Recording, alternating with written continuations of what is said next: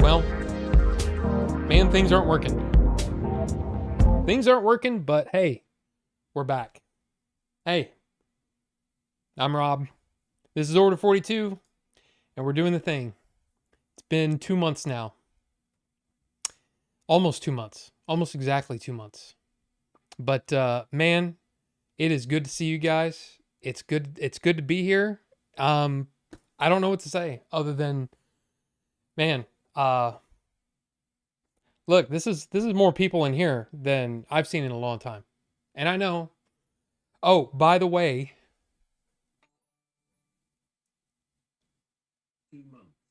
okay. So that's the thing. Did you hear that? Because the thing's not working. Streamlabs isn't working. So the if you happen to donate or super chat or whatever, subscribe, whatever you do, memberships, all the things don't work because Streamlabs decided to update their software or update their plugin, and it doesn't work with Mac now. So we can hear it, but we can't see it. It's supposed to be right here, but it's not. So, but thank you, Star Fox. 2 months, $2 for 2 months. I appreciate it. Thank you. But hey, let's see who's all in here because I think that's important, right? I mean, first up was Ninjinzu, number 1. Ninjinzu, hey, welcome. Good to see you, sir. Rufus the Red, he's in here too. Thank you. Appreciate it. Star Fox, of course, with all those, look at all those emotes. I probably should update the emotes at some point. But we'll see. And Cosma. Welcome, Cosma. Good to see you. Jody B. Hello. Good to see you. With that, look at that. Look at those yellow. Man, look at that. Ninjinzu's got the orange. Star Fox and Jody B got the yellow. Dude, that's cool. That's cool. Squiggles. Squiggles in here too. Adam. This is the best pre-love music I've heard. Also, hello, everyone.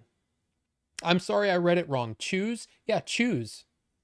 Choose which liquid we're going to vape tonight because I figured, hey, it's been a long time. Let's do some stuff. So yeah, first up, blueberry vanilla swirl. I mean, I don't know, never tried it. Uncle Fester, which is the peanut butter ice cream, and then of course, the corn pops and milk. The final experiment. I've actually had this one before, long ago, and I don't know. It's probably gonna suck, but we'll see. We'll see. Now, here's the thing. Before we really get into stuff, and of course, hey, feel free to choose your, in the poll.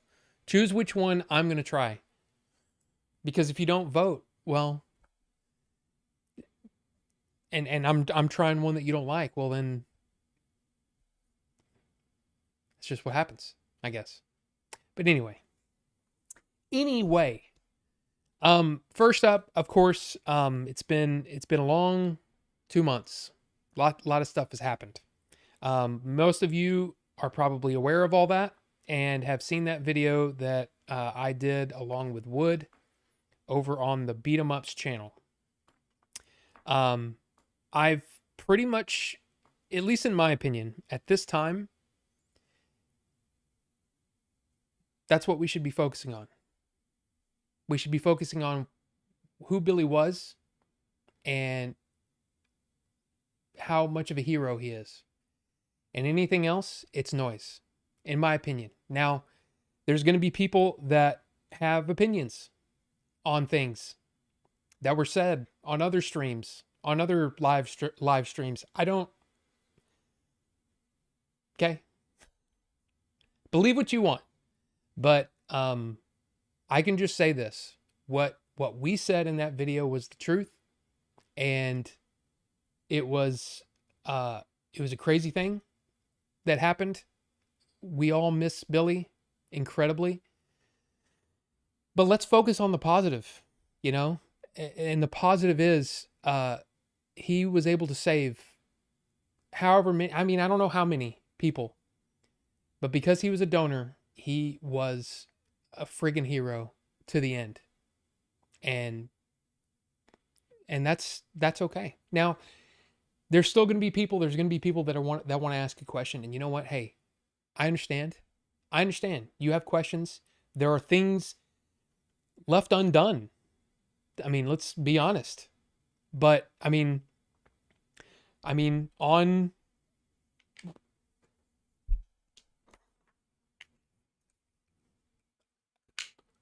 I mean, there's stuff that's left undone.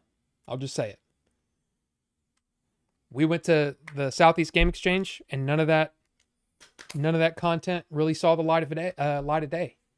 The only content, I think, the only stuff was stuff that I just showed, just a couple of clips here and there. But there's probably, I don't know, there's all kinds of stuff. But the thing is, I mean, when it comes to making the Game Chasers, that was Billy, and I don't know. But all I can say is that it was hard. I was absolutely happy to do it, and I would do it again.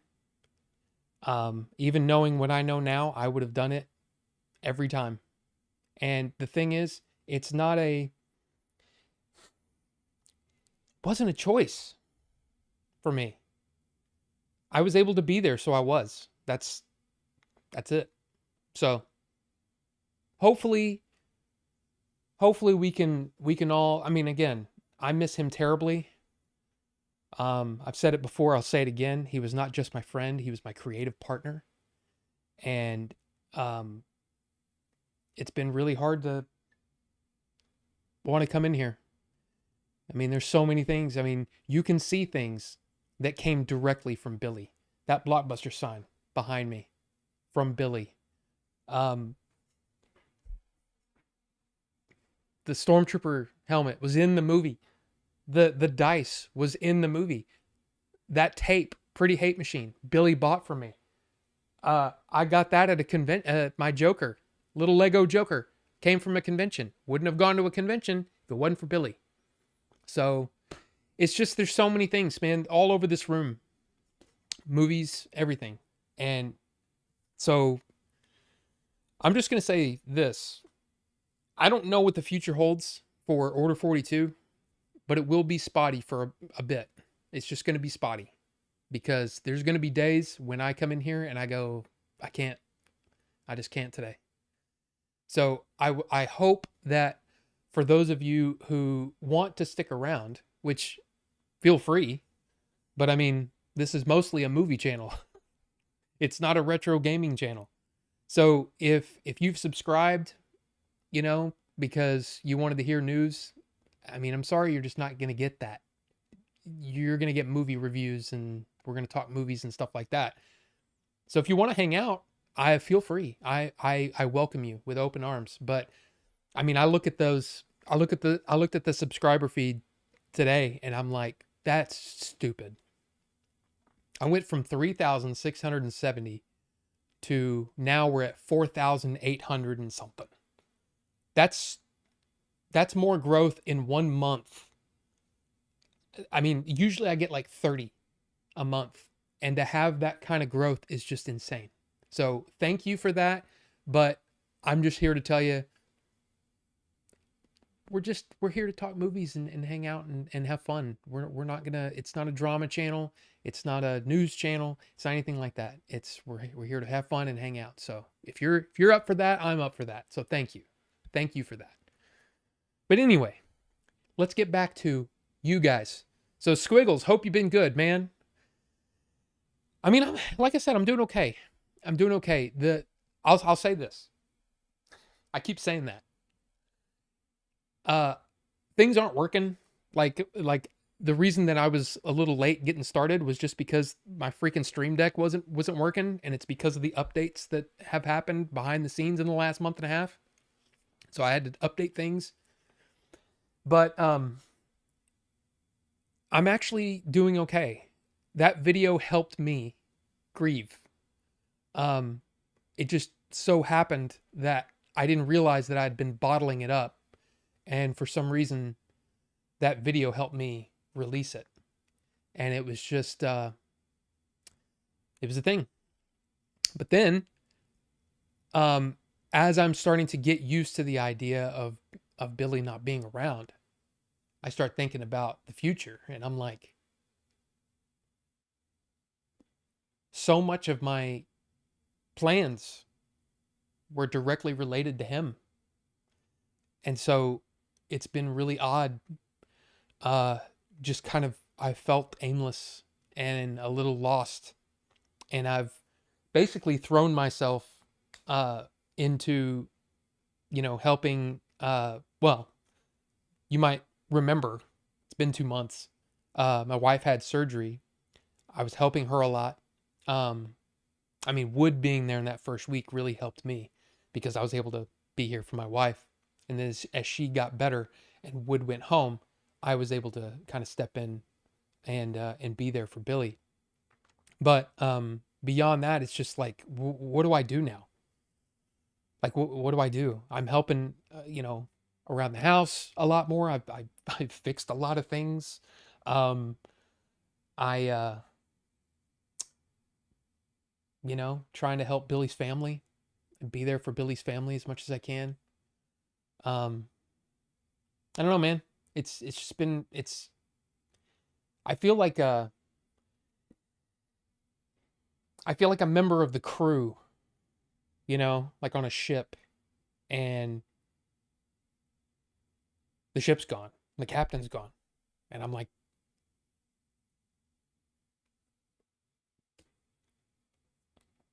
what do I do now? I mean, it's been odd.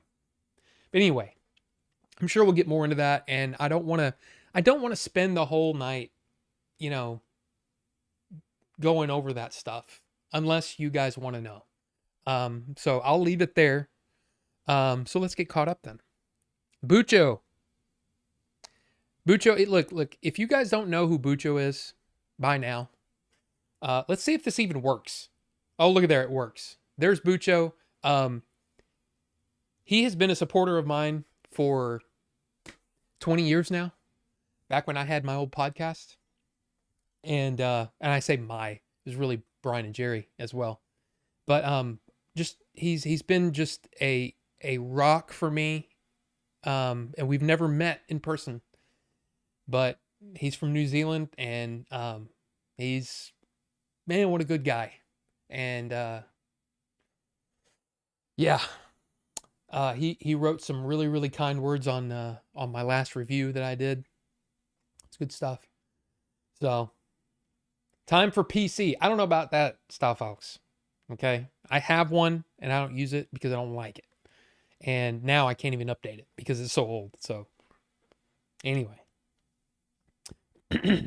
I'll be right with you. Just need to take a couple of seconds and go over there and smash that like. Here's the thing.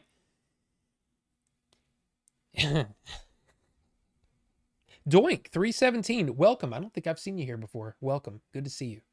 Ninjinzu, of course. Mine just turned yellow. Christian VS, Cosma, Filbert. Good to see you, Filbert. But here's the thing. YouTube has always been a side project, a hobby. If for some reason, Billy had said, look, we're gonna make this next movie, and the only bad thing is you've got to shut down your channel. I literally would have been hovering my mouse over the kill Order 42 button, because here's the thing. I really appreciate you guys, and I appreciate the community that we built together. It's amazing.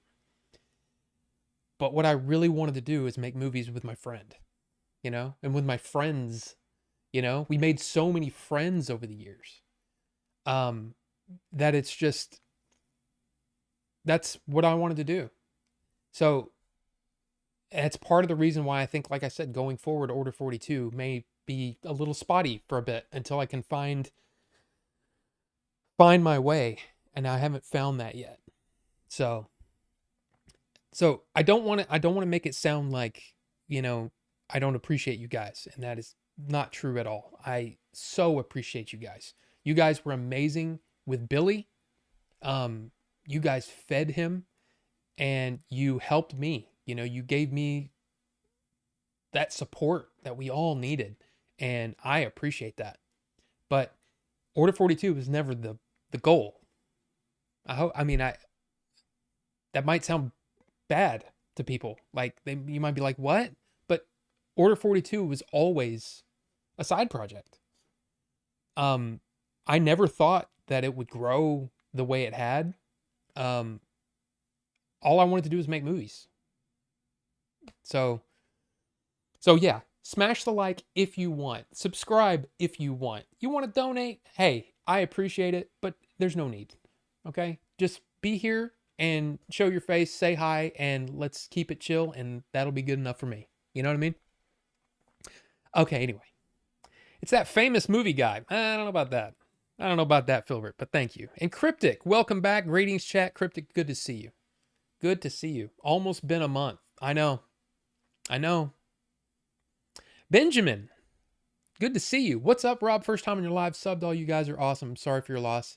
I'm sure you're tired of hearing that. No, because the thing is to me, it's like when I hear that somebody, when I hear that, it means, hey, it's the first time that you've said that. And it's the first time you've said that to me.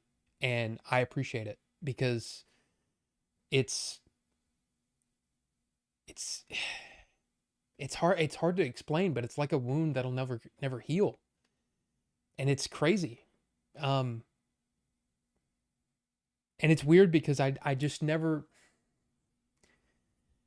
talk about regrets. I feel like I didn't appreciate Billy as much as I should have. I should have been there more. There's so many things that I feel like I could have done better. Been a better friend, whatever, but and I know there's probably people who are, oh my God, are you kidding me? No, you did so much. You always could have done more. And I feel like I could have done more. But I appreciate you saying that. And welcome. It's good to see you. And, like I said, you might get, a couple more minutes into this stream and you go, this guy's not for me. Click. That's fine. That's totally fine. It's a thing, but welcome. And I appreciate it. Yes, Billy's a hero for being a donor. That's effing huge. I know I was a recipient of one, not Billy's though. Cosma, I mean, we've talked about that, you and I. That's it's an amazing gift. Billy was a specimen. Billy was in the best shape of anybody I know. Like anybody I've ever pretty much, I don't know, maybe I've ever met. He was just a specimen of a man. So the idea that things worked out the way that they did, and I know that that's a weird thing to say, because he's no longer with us, but his body was pristine. Except for what was going on up there, it was pristine, and I was just so proud of him, that he had made that choice. It's amazing. So, Dalton Jackson, I think about Billy all the time. Me too, buddy. Me too. And welcome. It's good to see you. I know, like there's a lot of new people, new faces here, and that's amazing. So, welcome, guys. Hello, everybody. Missed y'all. Frodus boy, missed you too. Seriously, there were times when I just wanted to just go live, but man, it's just I couldn't. I'm like, I don't know what I'm gonna say. I don't know. My mental state was all over the place for so many days, and then I'm still I'm still worried that I might say something that I shouldn't. But yeah, it's just been a journey, man. It's definitely been a journey. But I'm happy to be here tonight with you guys. Hope everyone is having a great Tuesday. Well, you know what? It's better now that you're here than Jinzu. You know what I mean? It's good that we're here together. Greg Harris. Jay was part of the Game Chasers, right? Well, yes, Greg. Of course. Of course he was. Of course he was. Me too, Dalton. What's up, Tim? Tim. Did I see Tim? I didn't see a Tim. Tim. That's a beautiful reminder. Just do you, man. Well, thank you. I appreciate it. Everything I see reminds me of them. Well, I mean, I know what you're referring to, but that's not exactly what I meant.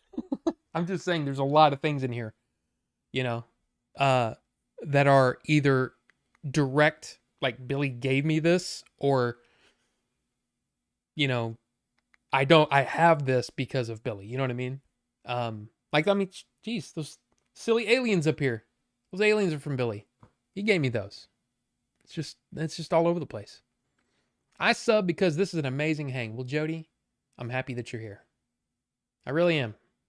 Hopefully everyone can come together to make another movie in honor of Billy. Squiggles, I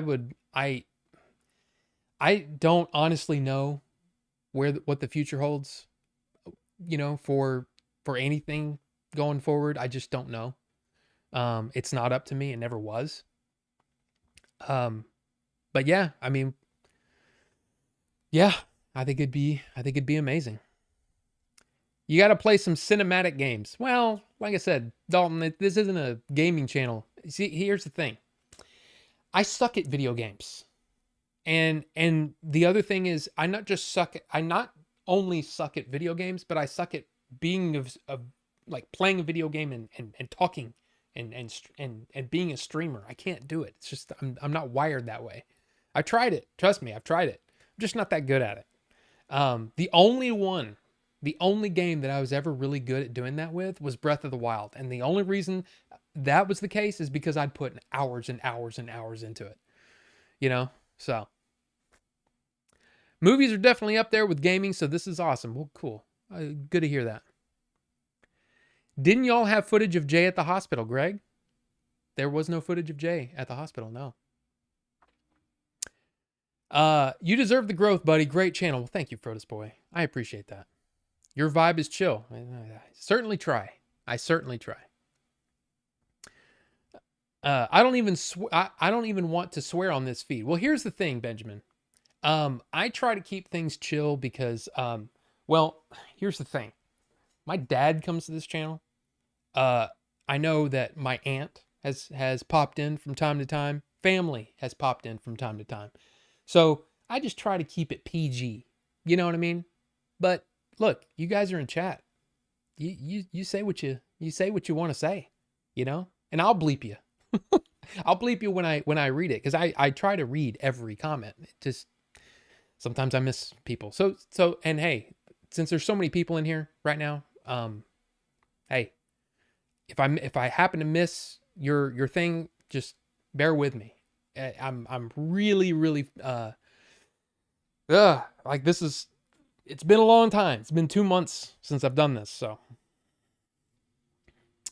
it's good hangs. I've been here since day one. Christian, I know you have, and I appreciate it. I really do. Huff, welcome. Here's to a positive mindset and healing for you. Thank you so much. Really thank you. And good to see you. And Sam, also a new subscriber here. Well, thank you, Sam. And like I said, it really is not a big deal if you say this. Dan, I mean, yeah, he's okay, but this channel's not for me. It's fine, because I'm about to go through a bunch of movies that I've watched in the last 2 months, and we're gonna go through them because I got to put them over there so that I can do some shorts. And the shorts come later. You know, the shorts are on a different thing, but you might be going, yeah, this isn't for me. That's fine. It's fine. I know there's a lot of people here that are from Game Chasers, especially from Facebook. Jay posted I guess a link to my channel update where I just basically just said, hey, you know, things are weird and Billy's in the hospital. I mean, that was, you know, when Billy was still in the hospital. And man, people came out in droves. So, I mean, it's amazing, but I get it. There's not everybody is for everybody. It's actually pretty crazy, like almost wise of me to say that, but it's true. I'm glad you feel better, Rob. I'm sure Billy loved it. All the love from everywhere. Oh my gosh. Again, anytime there was either, you know, when you're going through something like that, you know, you have your ups and downs. And when you're feeling down, it really helped. I mean, he would pull out that phone and look at those comments, from the videos that he made. Uh, so yeah, he felt the love. He really did. And there is one thing that cannot be refuted, and that is Billy loved his fans. Almost too much, but he loved his fans. So yeah, he definitely appreciated it. Oh crap. Okay, my chat just disappeared. Holy crap. Okay. I don't Wow, you guys are talking. All right. Okay, let me let me get caught up here. Wow, it just went like this, and so anyway. You're doing everything right. You're talking to me. If you're talking to me, well, I appreciate it. But I'm just saying things are weirdly broken on the back end, and I had to like really mess with things. But yep, Captain 8-bit. Captain 8-bit, yeah. It's hard not to, man. It's natural. I'm not sure what that's in reference to, but because I mean, you probably said that 45 minutes ago, which would be crazy because I just started streaming 26 minutes ago. But you get what I mean. Long time ago. We got movies to chat about. That's true. Fan, supporter, stalker. Well, hey. Yeah, Cosma and Bucho, both of those guys. Those guys are from that original podcast that I started in 2005 with my two friends, Brian and Jerry. It's amazing. It's amazing that you guys have followed me for so long. It's crazy. Everyone needs a Bucho. I mean, you're not wrong. You're not wrong. Let's see. Never met in person and has that much love and respect. Real human right there. Shout out to Bucho. That's right. You got a Bucho? Hey. Jordan. Glad I made it to the stream. Much love. Hey, Jordan. I appreciate it. Thank you so much and welcome. It's good to see you. Let's see. Filbert, if you delete the channel, we will just have to stalk you in person instead of online. Ooh. But I'm just trying to make a point. The point is, YouTube was never what I started the channel so I could, support adventures in game chasing. I started the channel to try to promote the movie. And then it turned into all of this other stuff, right? The movies and books for a while and movies and all that stuff. But it was never meant to be like anything more than promotion for that movie because I worked on it and I was proud of it and I wanted people to know about it. So it doesn't matter. You can make the best movie in the world, but if nobody knows about it, it doesn't matter. It's literally like dropping a pebble in the ocean and expecting the other bank on the other side to know that you dropped the pebble. You got to make a big splash. And it's just something that it's part of the thing.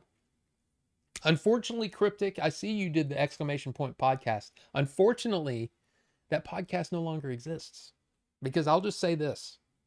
That podcast, while funny, not exactly PC these days. I'll just leave it there. We went to some crazy places. And again, 20 years ago, I was 29 and I didn't have a filter like at all. None of us did. Because we thought like 5 people were listening, We had no idea how big we were. So, anyway. Have I seen the new Tron movie? No, I have not. But we will be talking Tron a little bit later in the pod. This isn't really a podcast. I mean, I guess it is kind of. It's a hangout show, but we'll be talking a little bit more about that later. I always forget the correct command. Well, the thing is that podcast, it just doesn't exist anymore. Yeah. Joe, welcome. And a smiley face to you. Good to see you. I look forward to your streams just as much as I did for Billy's, but I love that you talk movies and TV. Helps put things into perspective for me when I'm over my job. Hey, Jody, I'm happy to do that for you because it's also like freeing for me. It's almost like when I talk about a movie or a TV show that I've just watched, it helps me put it into context almost. Talking about it makes you go, okay, well, here are the reasons why I didn't like this, or here are the reasons why I did like this, and why everybody should go see this, or whatever. It really helps me contextualize my thoughts, and it's awesome. So I felt like that with friends and family when they passed. The hole will never be filled, but you have to think about the good times. Absolutely. And that's when I knew that I'd turned the corner, is because I was remembering all the fun stuff that we did, and all the awesome conversations we'd have. Because here's the thing, and I know this is one of those things where if you're a fan of the Game Chasers, you want it all, right? But it's impossible for you to have it all, because some of it is not, well, not safe for public consumption, of course, because people will be people and they'll say things that they don't mean or whatever, or they'll have wrong information or whatever, right?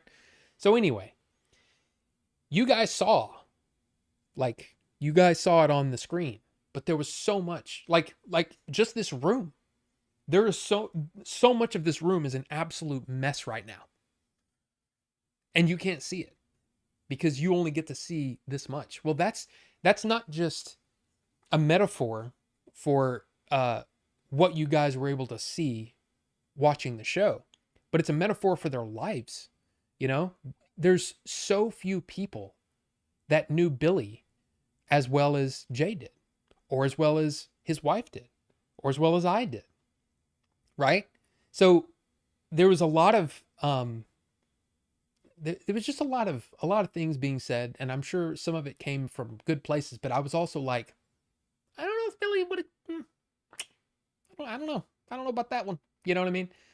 So just keep that in mind, that there are, we live whole lives outside of what you see on the, on the screen.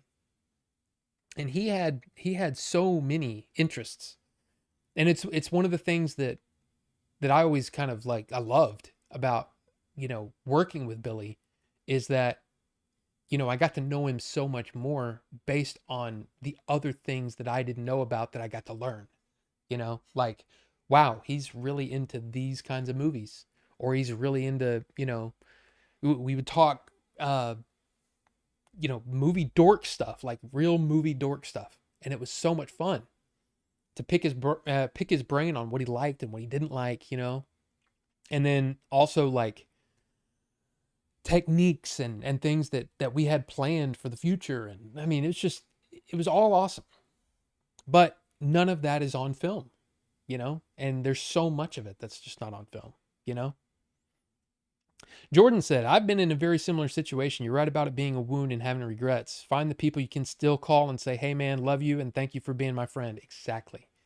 That's the thing, man. I mean, basically the theme of this, well, almost my life, ever since I had all my medical stuff, is do the thing. Don't wait. Because you never know. You never know. And it's kind of funny because that was kind of the theme of Adventures in Game Chasing, and it ended up being a big theme in the script that we were writing together. It was basically about don't wait. Don't wait to make your dream happen. That we put up so many walls, in life.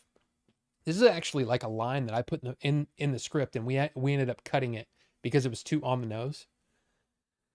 But we put up walls in front of us and say, no, I can't do that. I can't make that choice. I can't, that's way too risky or whatever. The thing is, if you're having that conversation in your mind, that's a good thing because you're weighing those risks. But there are risks that people don't take that are absolutely possible. And you have to be smart enough, wise enough to be able to know where you can risk and where you can't. And that's kind of what was in the script for the next movie, is just don't wait, don't assume that it'll always be that way. It's part of the thing. Rest in peace to a legend. It's our job as fans to make him live on forever. I mean, look, when it comes to legacy, he leaves an insane legacy. Like it's crazy. It's crazy how, in a weird way, selfishly, I was thinking, man, would have been nice if we would have had this response, you know, for the channel. Because that's one of the things that was so tough, because things just weren't working on the channel, and he was really looking at other avenues. And that's just, I don't know. It's kind of weird. It's almost I wish people would have missed him before he was gone. You know what I mean? If that makes sense.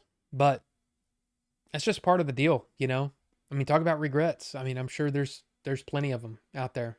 Or people that were like, "Oh, I didn't even realize I was unsubscribed," or "I didn't realize that this, whatever." There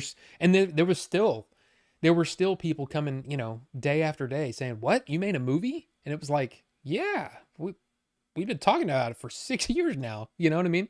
It's wild to me. But yeah.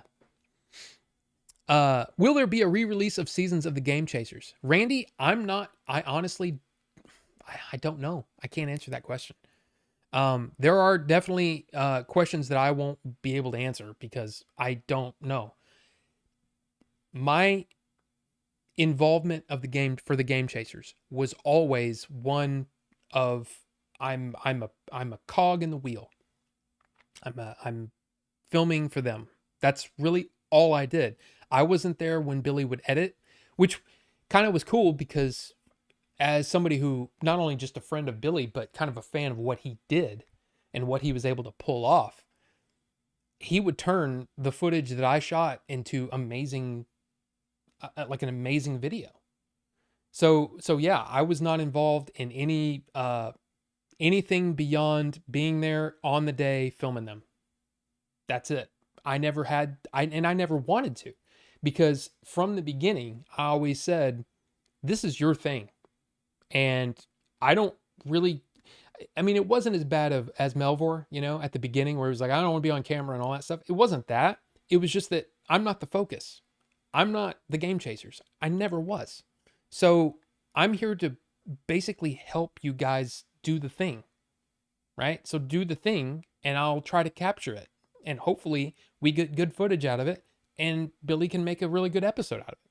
So I don't honestly know what's going to happen with that.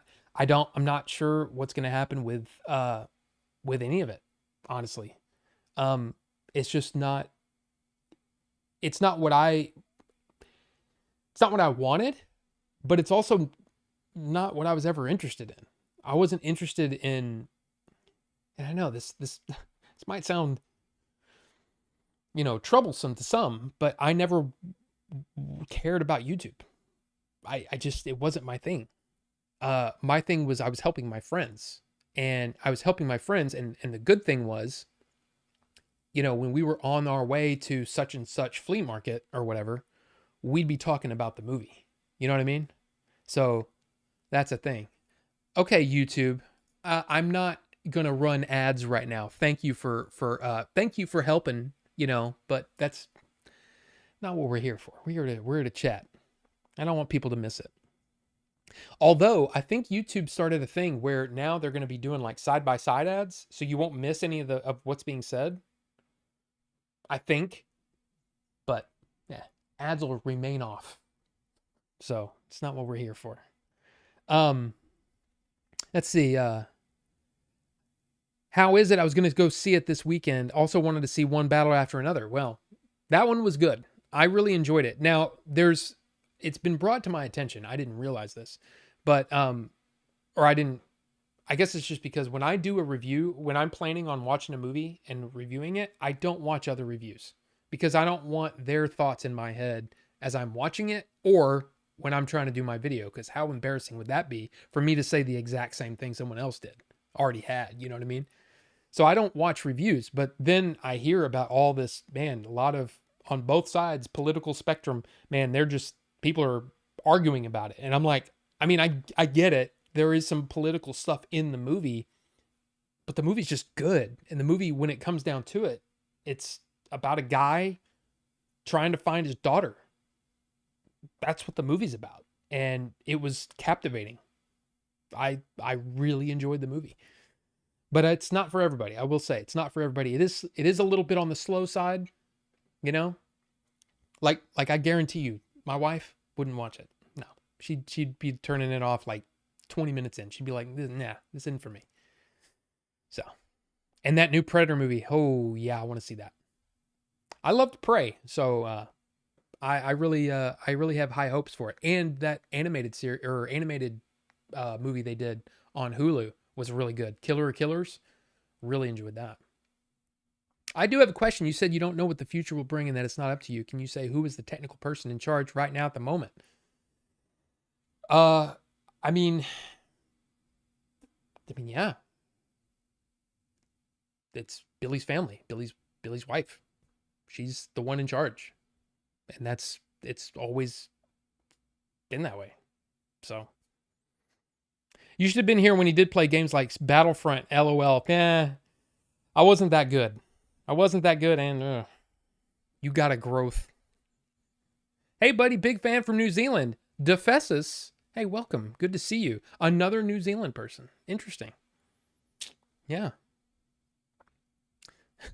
And look at there, Filbert just throwing out the piss balls farts heck. Oh, see, here we go. And okay, God, man, whenever it updates, it just destroys where I was. We aren't supposed to swear. When the F was someone going to tell me that? Yeah. Okay, Rufus. I'm not. Yeah. You know this.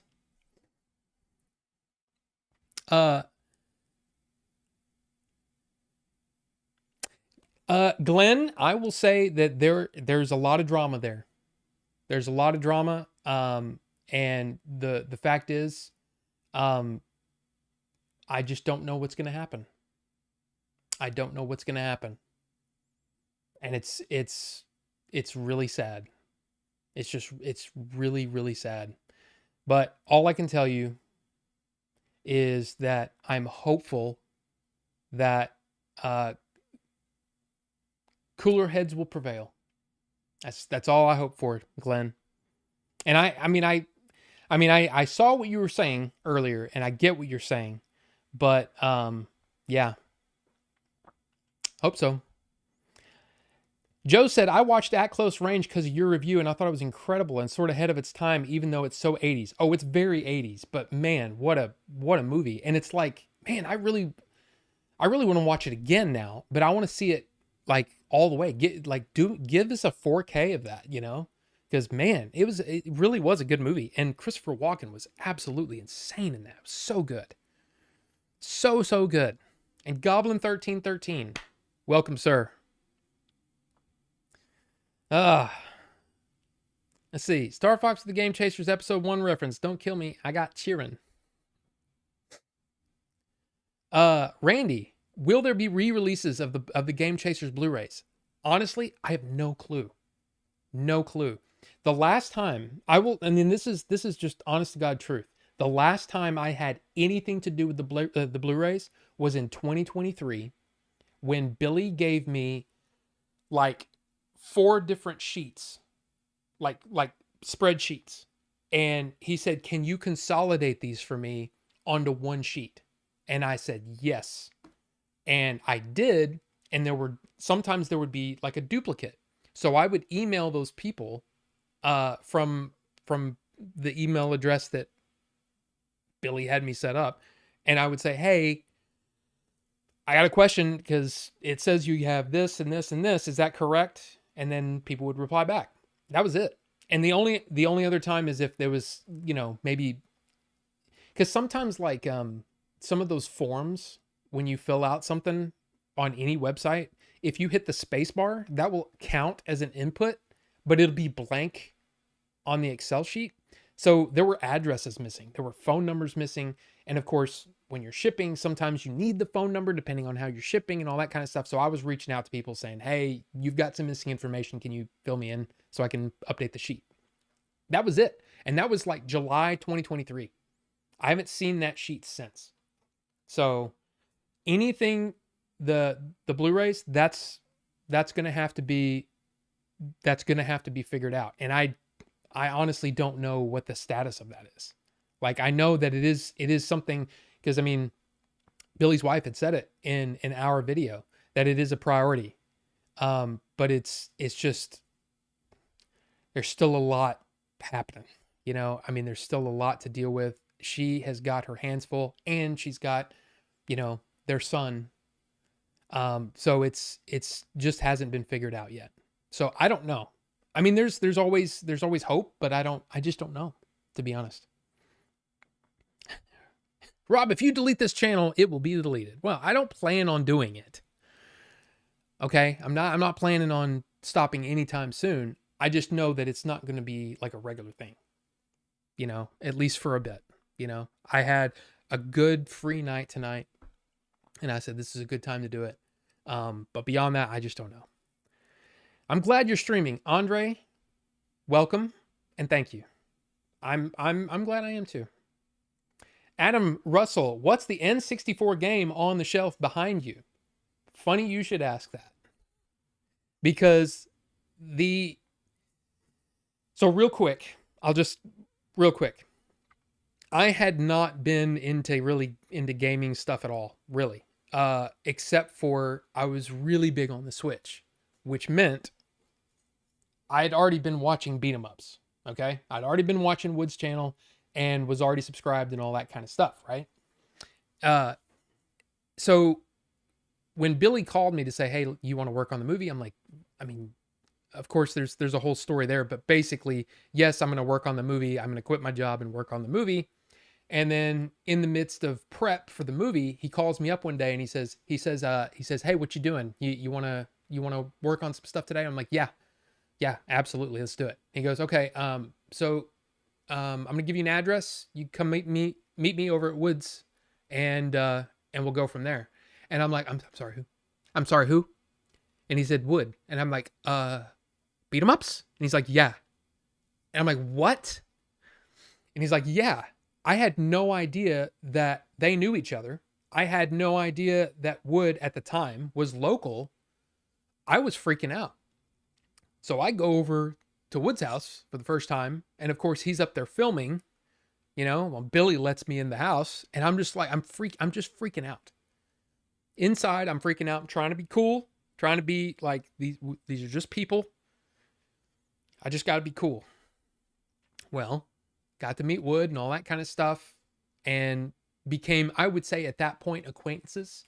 We weren't really friends yet, but one of the first things he did is one of the first things I did is when he was finished filming and I got to go in to his set at the time, and I'm just sitting there going, wow, it's so cool. Like, I've been just watching this on YouTube, it's just amazing. And of course he's got this Legend of Zelda shrine, and I'm like, oh my God, because I'm a big Legend of Zelda fan. See, it's really the only, I like Mario and I like Metroid and all that kind of stuff, but Legend of Zelda has always been a constant in my life. I've always loved Legend of Zelda. So I'm sitting there looking at all this stuff, and I'm like, wow, this is amazing. This is like an amazing collection. And he goes, oh, you're a Zelda fan. I'm like, oh yeah, dude, this is awesome. And he goes, hold on a second. And he goes and he grabs that. And he goes, here. And he just hands it to me. That's a Japanese version of Ocarina of Time on 64. And he just gave it to me. And so there's like I said, there's little things in the background that are things that happened, to me, of course, like the dice that was used in the movie, the Stormtrooper helmet in the movie. There's that is that a magic? It's a magic card for Machete. And it's signed by Danny Trejo, who was supposed to be in the movie, but we couldn't get him because he was too expensive. But that was given to me by Yoshi, who, at the time he was working for ILM, and he worked on the movie. So he gave me that. He gave one to me and Billy and Jay. And then, of course, I bought that. I think Link to the Past has got to be like my second favorite Zelda game ever. And of course there's Zelda down here, and then there's Link up here. You can't actually see it because it's out of frame. Oh, and there's the there's our award we got at the film festival for adventures. So there's a lot of history behind me. Of course, the Blockbuster sign Billy gave me at the last convention that we went to in July. There's alien figures in here that he gave me. There's just so much. But anyway, so there you go. And honestly, I got to be honest. Look, Bucho loves it when I'm honest. And he loves it when I say, hey, I got to be honest. Well, here it is. Here's some honesty for you. I don't really care for Ocarina of Time. It's just not my favorite game. I don't honestly like that whole early 3D era of gaming. I just can't stand it because it looks clunky. And the camera was clunky and everything was just clunky, you know? I was like, man, can we just go back to sprites? But anyway. It's a pod stream, a streamcast, exactly. Gamecast. Nah, no games. Doink! Welcome. I always enjoyed when you guys did all the movie reviews on bad movies. Those videos were so fun. Doink, I can't say that I enjoyed the movies, but I enjoyed talking about them. They were that was a fun thing. And again, another situation where they just never caught on. And the traction just wasn't there. And it just, yeah, the Bigfoot one, oh my God. So bad. So bad. In all my years in watching game content, Game Chasers just never showed up in my feed, and I hate that so much. Game Hulk, man, I hear that. I've heard that a lot. And it's kind of amazing to me. But man, there's a load of content there. There is a load of content. It's one of those silly things that people say, you know, that's like, that's so cheesy, but it really is true. We can be sad it's over, but let's be more glad that it happened in the first place. You know what I mean? Like, there is so much great content on that channel. You know what I mean? No matter what happens, there's so much great stuff there. So, but I'm glad that even if you're a new fan, you know, that's awesome. I'd be bummed when there was no Billy Saturday stream. I loved ending my Saturdays chilling along with them. Yeah, I mean, and the thing was, it's such a weird thing, but I started doing all the hiking stuff early in the mornings on the weekends because that's when my wife was off. So I stopped going to their streams because it was like, I got to get up at 6 a.m. You know what I mean? And it's just like, there's no way I could, I mean, every now and then I'd pop in for a couple of minutes, but yeah, I just could not stay awake because I had to go to bed. But yeah, it's amazing. Sorry to interrupt the serious stuff. Will you finish your review series on Alien Earth? Lil Jolly? I don't know. That's a good question. There's so many things that just kind of got left up in the air. Maybe. We'll see. We'll see what happens. But I will say this. A lot of people seem to really not like a lot of Alien Earth. But I thought, short of a couple of situations where a character would do something a little out of context, like out of character, like suddenly make a decision that didn't seem like it made sense. Other than that, I really enjoyed that show. And I thought that show was beautifully put together. I mean, at the beginning, I was really weary of them sort of overutilizing the look and feel of the original Alien to kind of get their story across, but they quickly shed of that. You know, they quickly shed that and started being their own thing. And when they really started to do that is when I really started to respond to the show. And I ended up really liking it. And I know there's problems with it, but if you haven't been around this channel very long, you'll also know that there are movies that a lot of people don't like at all that I end up liking because I choose to see the positive side. And it's just the way that that's just the way, I mean, sure, there's definitely problems in Alien Earth, but man, to me, the positive vastly outweighs the negative. So, but yeah, maybe, I don't know about Alien Earth. Dre streamed not that long ago, and I say we need more game chasers, toy chasers, and chasing the paranormal. And he did say, I know. So I hope so. Many people would watch it. Well, yes. But there's also the idea that it would just never really be the same without him, you know? And better to leave it. It's kind of like, I'm trying to think I'd heard someone say that, and I thought, yeah, but I was trying to think of a movie equivalent. Um, I mean, I guess if you're a Star Trek fan, like, like an OG Star Trek fan, there's a lot of OG Star Trek fans that are watching the stuff that they've been coming out recently and going, wow, why didn't y'all just not do that? Like, why didn't y'all just stop? And there's a possibility that things could happen or whatever, but there's also the idea that, man, there's a level of togetherness that's there on the channel, and then trying to move past that, it just, maybe it wouldn't feel the same. I don't know. But again, that's not for me to decide. It's, I never made those kinds of, I never even offered opinions on what, other than, okay, wait, I almost lied to you, like flat out lied to you. The only time I ever spoke up was, I was like, look guys, it's hard to retro game chase right now. It's really, really hard. How many times have we gone out and spent all day and we found nothing, right? And they're like, yeah, that sucks. And I'm like, okay. One of the best things about this show is that the personalities always work. Am I right? And they're like, yes. I'm like, okay, why don't we keep doing the podcast then?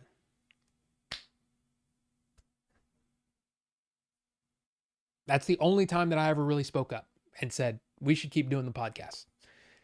And because, I mean, number one, that's a world that I know. And number two, I enjoyed the conversations, and it was fun. So I don't know though, but again, it's not up to me. It's not up to me at all. How many Ghost Toast Kit Kats have you already eaten this season? I only ate one bag. You know, the little bags of, what do you call them? Like a share size. Well, I don't know what you call them, but they're like two little ones in a package. I've eaten one bag of those over the last, well, it took me like 2 weeks to eat it, but yeah. Oh, and I vape. So, oh, by the way, this is a new one. Look at that. Isn't that cool? It kind of looks like a lightsaber, but it's kind of neat looking. It's a single 21700. It's kind of cool. Anyway.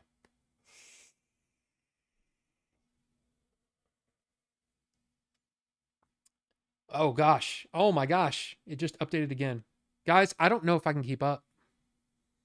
There's so much. There's so much. Oh my gosh.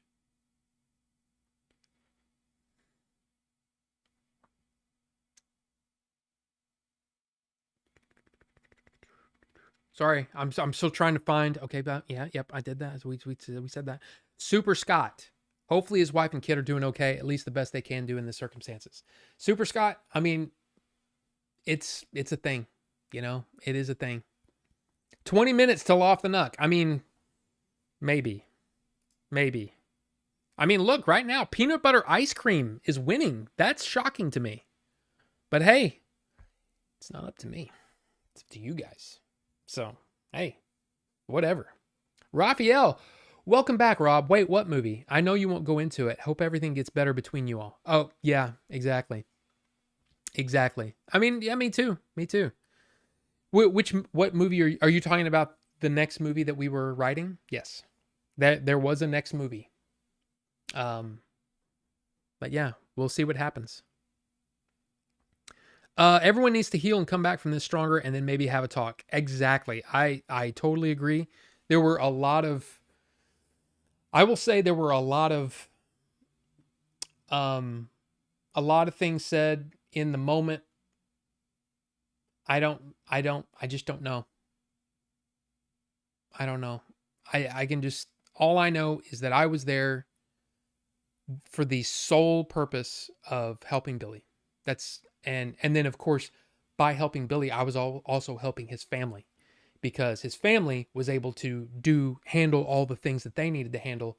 And I stayed with Billy, at night. And what would happen is in the morning, somebody would come and kind of relieve me. And then I'd go home, take a shower, and then come right back. Maybe eat lunch, maybe take a nap, because there wasn't a whole lot of sleeping in there. Just saying. And nothing dirty. It wasn't a whole lot of sleeping. So yeah, that's exactly what would happen. So, I really appreciate you answering my question. Biggest thing I would like to say is my heart pours for his son. I truly hope he realizes his dad was amazing. My prayers are for him. Absolutely.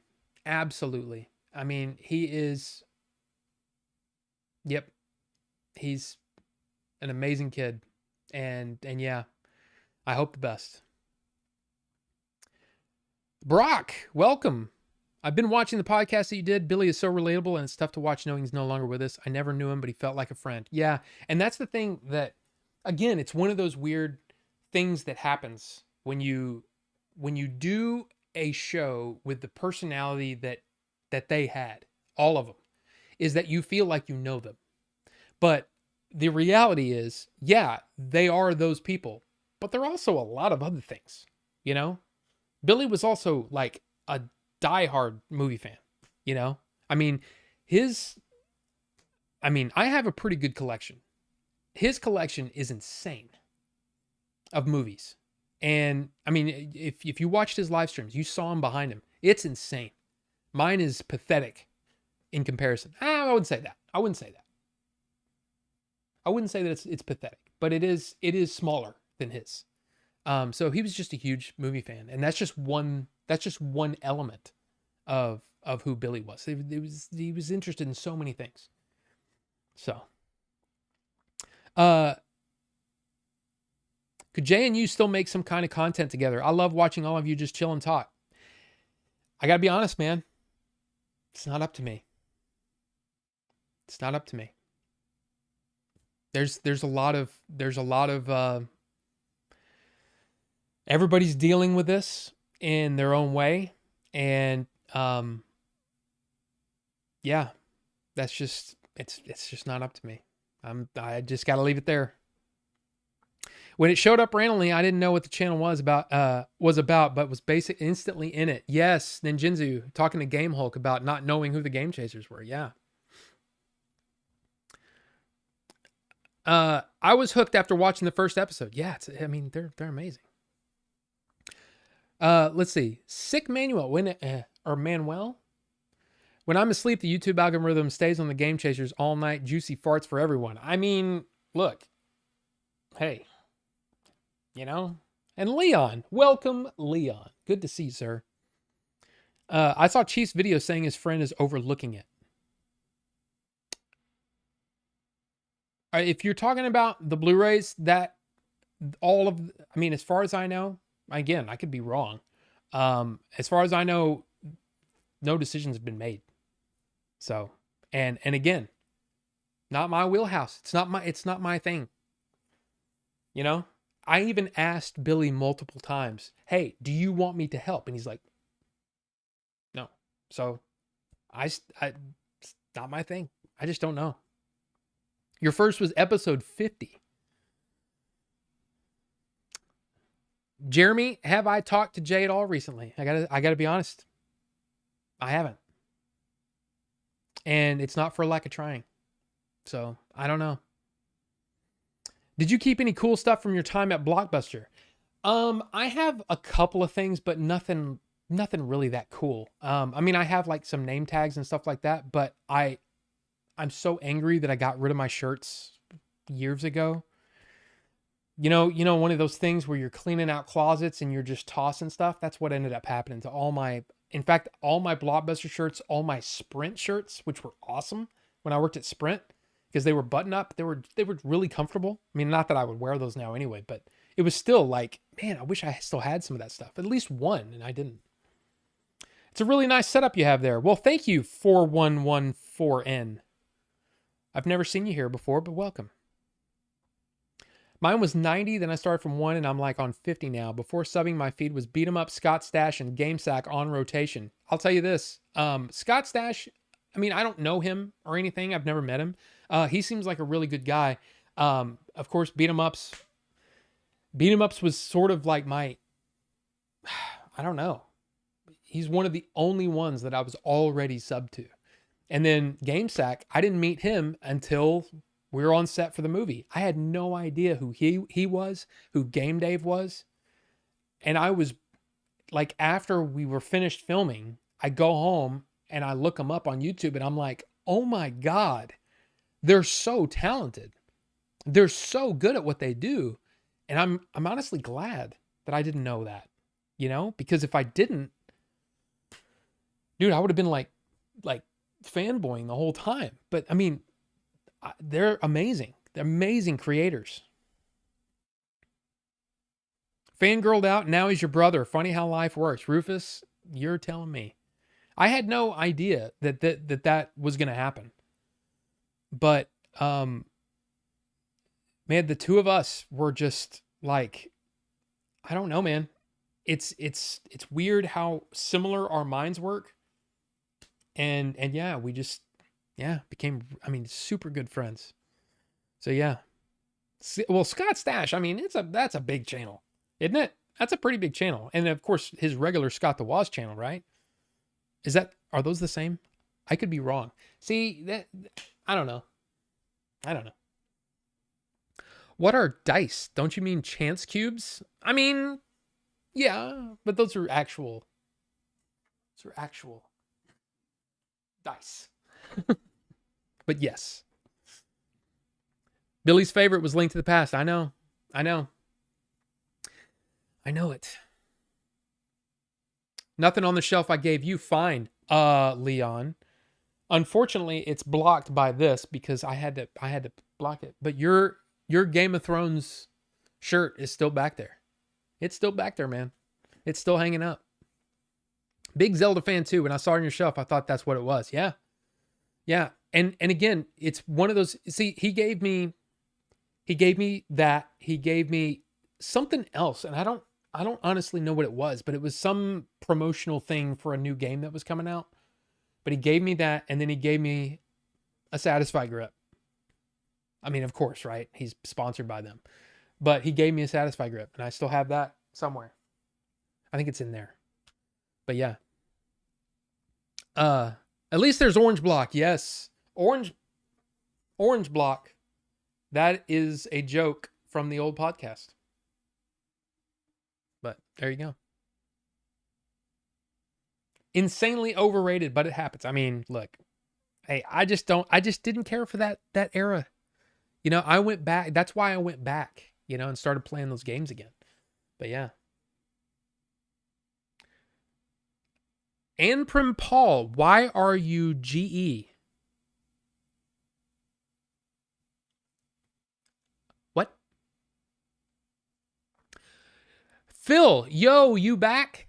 I mean, I'm back today. I mean, I don't know how long. I mean, who knows? Mandy. I wish I could answer that question.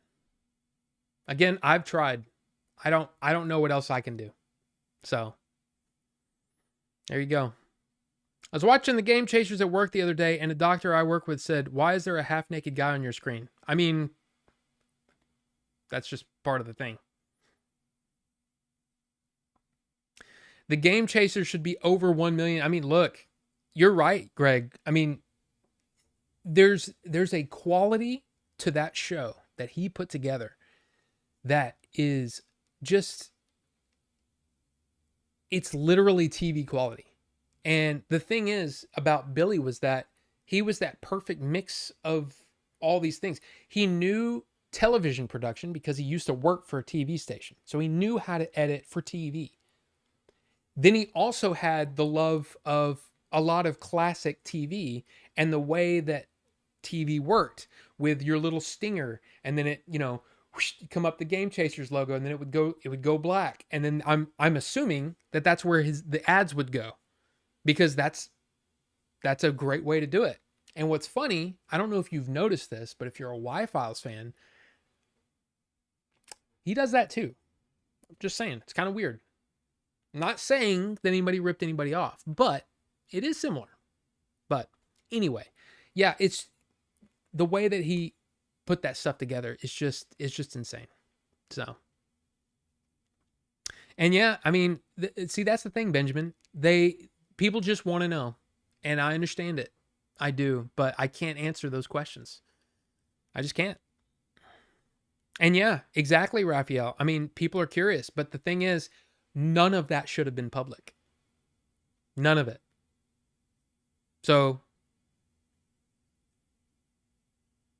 and I can say that I wasn't the one that made it public. So, I'm a floating head. Oh, yeah. But yeah, it's just a thing.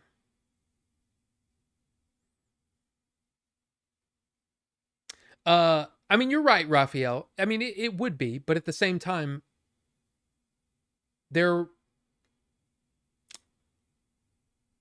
yeah, I can see multiple angles to that. I'll just say that. While I was watching Game Chasers, the editing, color, I mean, absolutely.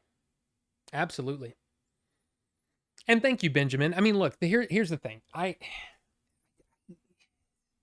hit the like if you want. I'm cool. Whatever. it's whatever. We are so back. Well, Pixel, we're back tonight. We're back tonight. And Phil says, I mean, and this is the thing. There's a lot of people that seem to have this opinion as well. Sorry, the editing was all done by Billy. It would be hard for someone to replicate that. Time to do something new. Just my opinion. I mean, but Phil, that's, like I said, I can see all the sides. Like, I can see a reason to do all those things. But again, the only thing that I ever stuck my nose in where it didn't belong is when I said, hey, we should keep doing the podcast. And all of them were like, nah, they just don't get the views. Nobody seems to care. And I mean, I know there's plenty of people that did care, but it never caught on the way that the regular videos did. So it was just like, it just didn't seem worth it to them. So even though they were fun, they were really fun. Yeah, those Kit Kats were good, man. The Ghost Toast, they're awesome. And they're in stores now. Just saying. And Jeremy, yeah, I mean, I'd be down for sure. Yeah, it is kind of neat. But man, that means I'm way behind again. Did I just see Miss Moon in here? Welcome, Miss Moon. I'm way behind. Way behind. Again. And Chris, welcome. Good to see you. Even if the Game Chaser continued, Billy's editing would be missed and no one could replicate that. It's what made the Game Chaser so popular to begin with. I mean, you're not wrong. But again, you almost bought a mod that looked like that? Yeah. It's the Raiden 100. It's out there. I mean, Mandy, you're not wrong. I mean, there's a lot of people that don't want the Game Chasers to end, but it's not all up to them. And it's not all up to me. So, I mean, I don't know. Leon, you're not wrong. You're not wrong there. And Yoshi, look at Yoshi. Hey, here it is. Here's my Danny Trejo that I still have up on the shelf. And I still have your, what is it? What's it called? I can't remember the movie that you gave me. I mean, Raphael, that's a great idea if there was a budget. And there's just not a budget for that. So, let's see here. We weren't thinking that. Well, I mean, you never know. You never know. Hey, sometimes this crew gets a little randy at night. You know, I'm just saying. I saw a certain I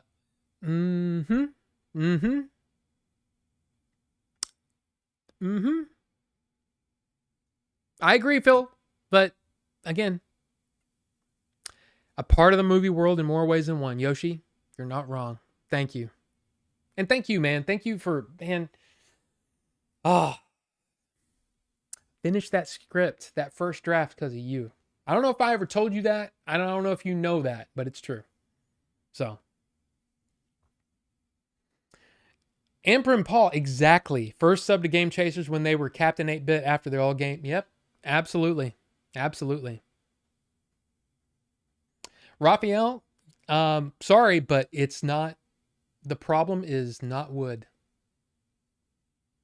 It's not wood. The thing is, you can believe what you want because it is the internet and people have opinions, but you're also having an opinion based on one side, a side with absolutely zero proof. So there's that. So just saying, not trying to start anything, but, and see, this is one of the reasons why I didn't even want to go live, is because the thing is, what you should have right now is love for Billy. Period. That's the way it is. Rob, thank you for being a great friend to Billy until the very end. As a long-time fan of the Game Chasers, his untimely passing has been devastating. Much love to you, Billy's family, Jay, Melva, and Chris. Thank you, Magic Taint. I mean, that is incredibly genuine and generous. Almost a genuous. That's not even a word. Generous. Thank you so much. Yeah, I mean, all I can say is that I was there because I didn't see it as a choice. Billy's my friend, and Billy was my creative partner. I had the opportunity to be there, so I was. And it really is as simple as that. There wasn't a choice for me. It's exactly the same kind of feeling that I had when this is going back a bit. And a lot of you didn't know a lot about this when it happened, but when I was sick and I was in the hospital, and I thought, I don't know if I can do this. And at that moment, I almost felt like my body was giving up. And then I got really angry and I said, no, that's not a choice. That's not a choice. The only choice is to get up and go, and get up and get moving and get healthy. And that's what I did. And for me, this is exactly the same way. There was no other choice for me. So I appreciate you saying that. Yeah. I wouldn't fit in my Blockbuster shirts anymore anyways. They'd be actually big on me because I was a lot bigger then.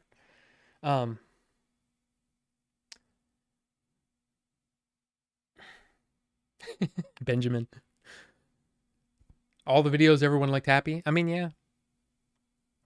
Tom, just now saw you live. Good to see you streaming again. Hope all is well. I mean, things are okay. Things are okay. But I will say it's been rough, man. It's been rough, but watching from McAllen, Texas, Joey, welcome. Good to see you.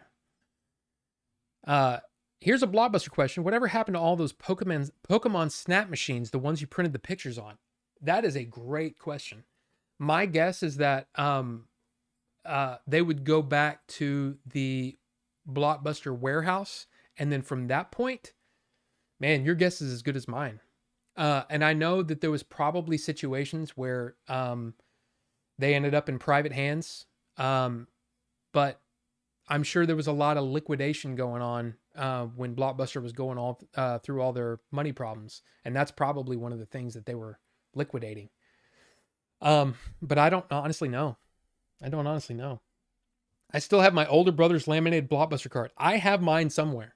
I just don't know where it is. I still remember my number. 248-034-40090. And I'm pretty sure, so 40090, right? I'm pretty sure Jay's was 40635 because he got hired after I did. And then if I'm not, I could be wrong, but I'm pretty sure that Rufus, Big Rufus, 41644, not Rufus the Red, that's in chat right now, but his was 41644. And the reason that I have those numbers memorized is because every time we would start a shift, we would have to log everybody in or assign the tills. And so you would have to assign those numbers. And me, Jay, and Rufus were always working together. So it's just part of the thing. Have I ever visited McAllen? Yes, absolutely. I've been through there on many occasions. We used to watch wrestling after hours. Well, we used to watch other things. Scott stashes his secondary channel. Okay, I thought so. Where he puts a carpet sample on his desk and pretends he's on the floor. Ah. Man, it keeps updating. Okay, look, here's the thing. It's already 8:20. We haven't done a single movie thing. So why don't we do that? And I apologize if I missed your thing. I mean, look, there's so many people in here. Izzy Bunny, Matthew Fohey, I'm not sure. Jeremy, I mean, look, Monsters Backpack. I mean, you've been here many times. And of course, Ms. Moon is here. Thank you guys so much. And I apologize, but it keeps updating and then pushing everybody's text away. And But here's what I'm going to do. I'm going to start going through. You guys keep voting, by the way. Right now, it's 36% for peanut butter ice cream. Corn Pops and milk, the final experiment, is number 2. And blueberry vanilla swirl is number 3. Hey, if you haven't voted, I mean, you should vote. You just got the Friday the 13th 8 movie Blu-ray set. Can't wait to watch. Yes, that set is really impressive. Now, my problem is I was like, man, I want that. I'm not even a big horror movie guy, but I want that set because it's so beautiful. So I watched the first one and I was like, because I've only seen bits and pieces. So I couldn't even tell you which ones I'd seen. So I was like, okay, I'm going to watch the first one. I'm like, that was good. I like that. And then the second one, I'm like, nope. And I said, okay, if I can't even get into the second one, I'm just, nah. So I just didn't end up buying it. Anyway, here's the first stack. The first stack of movies. And we're going to have to, I don't know how I'm going to do this. Probably should be like that. Okay, the first thing. I watched all of these almost back to back to back to back to back to back back to back. The Buster Keaton Collection. Now, this is volumes 2 through 5. And you might be saying, hey, where's volume 1? Well, volume 1, I have digitally, and volume 1 never went on sale. So I was like, well, I'm going to pick up the other ones, and when volume 1 goes on sale, I'll pick that one up too. But look, I'm serious. If you like physical comedy and you've never seen Buster Keaton, you gotta just seriously go on the internet and watch clips from The General.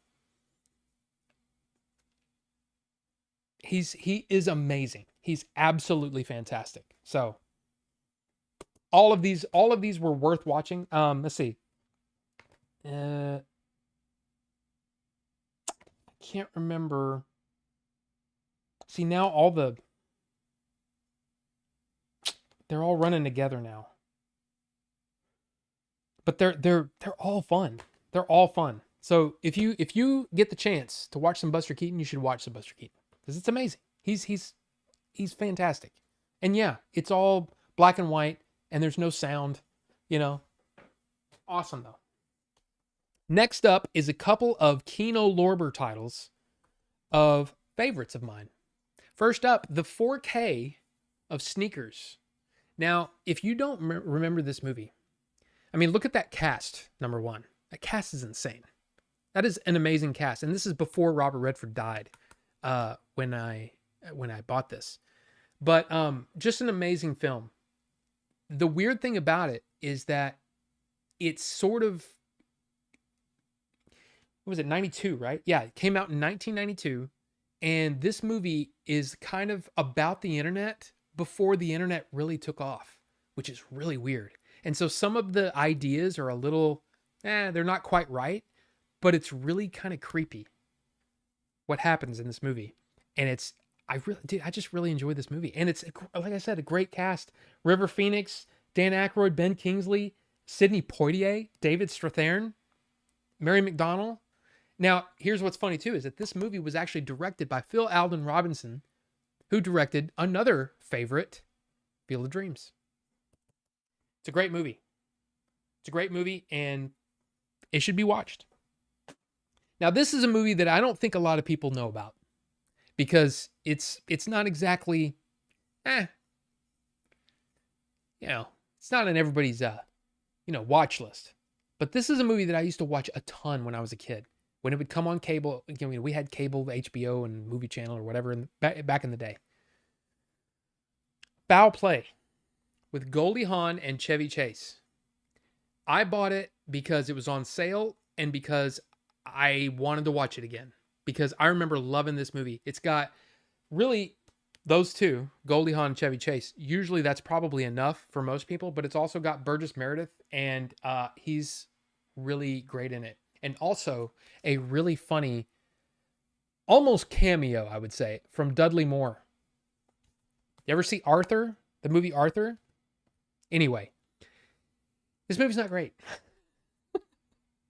It not quite as good as I remember. It's kind of dumb. But hey, it's worth watching. I'd say it's worth watching if you're a fan of either one of those, because Goldie Hawn is cute as hell in that movie, and Chevy Chase, this is, right after, this was his first big movie role after Saturday Night Live, and he's great in it. So, and even though Chevy Chase is, maybe not been the best kind of person in the past, you can't deny that he was a really fun actor to watch, and he's really good in that.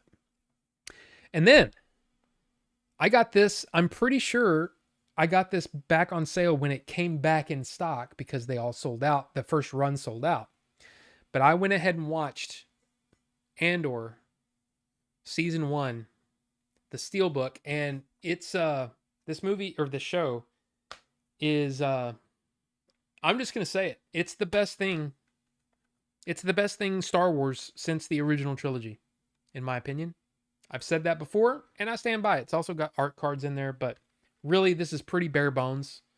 There's not a whole lot of extra content on it, but I basically bought this because I wanted to show my support, because I think this is an amazing show, and yeah, I think it deserved it.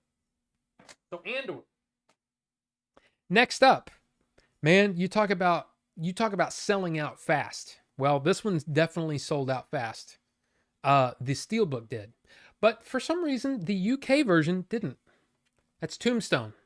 So this is the non-Steelbook version that I got from the UK, and everything disc-wise is the exact same. There's nothing spectacular on the inside. It's just the movie. But you know what? I have Tombstone in 4K. I already had it digitally. I bought it digitally like years ago, and they iTunes or Apple upgraded it to 4K. So I've got a 4K digital copy now too. That's something that I've never really thought about. But other countries don't have digital codes included with their physical releases. I think that's interesting. So there you go. And I'm sorry, I can't keep up with everybody. It's just so much. But yeah, I agree about Andor. Yes, absolute cinema for sure. Great film. Yes. Foul Play is the albino hitman, and Bill Bartley is the dwarf Bible salesman.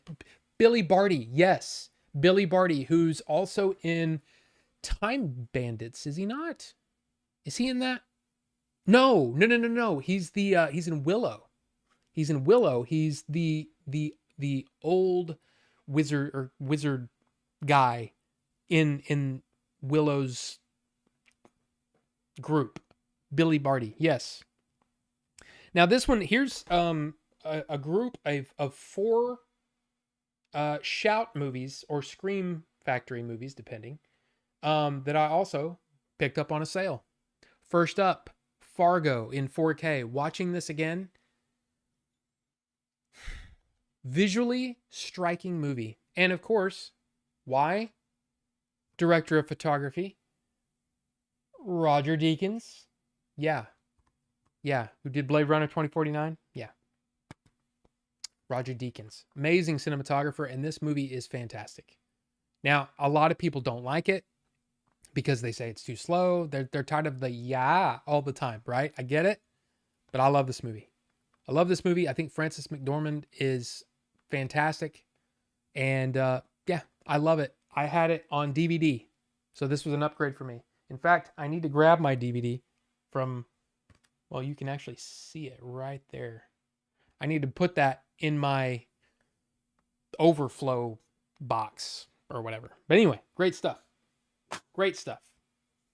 The next movie is a movie that I'd only seen one time recently, and I thought, you know what? I want to own this movie. And you know what? I'm glad I did. Clue. Now, this is not a great movie, but there's a lot of funny stuff in it. And if you're a fan of Tim Curry and you haven't seen this, what are you even doing? You need to see this movie. Of course, it's based on the board game. Fantastic movie. Okay. I really enjoy it. It's not, like I said, it's not the funniest comedy ever, but I really enjoy it. And I think people should watch it. And there's a lot of great, like special features on this. Oh, come on. There you go. There you go. So of course you get the three endings. I don't know if you guys were old enough. Some of you may be, but back in the day, when Clue came out in the theaters, there were three different endings, and they played them at three different chains. Or like in my area, right, in Dallas Fort Worth area, what would end up happening is like this movie chain, AMC or whatever, General Cinema, let's just say General Cinema would get ending A, and then AMC would get ending B, and then Regal would get ending C. So if you wanted to see all the endings, you had to go to see the movie three times. Now, I think people were either turned off by that or just confused by it because the box office was not good for this movie. But it's really, really interesting that they did that. And of course, I don't know if you heard, but Sam Mendes, who directed, he directed 1917 recently. He directed American Beauty, right? He's doing a Beatles biopic, and each movie, there's 4 movies, but it's from the different point of view of each Beatle, and they're going to release those in theaters. So I don't know if they're going to stagger the releases or simultaneously or whatever, but apparently that's a thing. So it's going to be interesting to see what happens there. This movie I saw for the first time, and it's a movie that I'd always wanted to see and just never got a chance. But I have now, and that's Creepshow. I'd never seen the original movie. And what's funny is I always thought that the Thanks for the Ride lady is in this one, but apparently it's in Creepshow too. I still haven't seen that. But anyway, this is kind of a cool, it's got the 2 different things. Is there anything? Oops. Oh yeah, there's nothing on the inside, just the two discs, the 4K and the Blu-ray. This one was fine. I didn't find this to be like fantastic. I mean, of course I'm glad I watched it. Because I'd always wanted to see it. But look at all those special features, just a metric ton of special features on here. And yeah, I'm glad I own it. So there you go. And it does have Stephen King in it. Yes, Stephen King is the guy that turns into a bush or whatever. Now this next movie, it's classic. It's just a bona fide classic. There's no way around it. It's John Carpenter. It's a bona fide classic. And that is the Steelbook of They Live. Now, if you haven't seen this movie's a trip. And again, strangely timely? I don't know. It's pretty awesome. It's a pretty awesome movie, and I really like the design on that Steelbook. Is just really nice. This is probably one of the best Steelbooks I have. I just think it's awesome. But look at all the special features, man. There's so much great stuff on here, including a commentary with John Carpenter and Roddy Piper. I mean, that to me was worth everything. And I think I ended up getting this like $12. What a deal, man. What a deal. So if you haven't seen They Live, seek it out. Seek it out. It's great. Okay. Next stack. By the way, here's a little tidbit. Um, the day that we talked about in the video. The day. Billy was going in for an MRI, and I knew that this was more of like a doctor's visit, and I wasn't going to have any like, there's no way that I could be involved in that. So I was like, okay, here's what I'm gonna do. I'm gonna be in the area because I live on basically the north side of the Metroplex. Okay, Dallas Fort Worth as a whole, I live on the north side. They live on the south side. So for me to get down there, I was gonna have to. It was gonna be traffic, right? And I knew that it was probably gonna be close to 5. And I'm like, screw that. I'm just gonna drive down there at like 2, and I'm just gonna do some shopping, right? So I did some shopping, and I ran into Half Price Books, one of my favorite places to go because you never know what you're gonna find in there.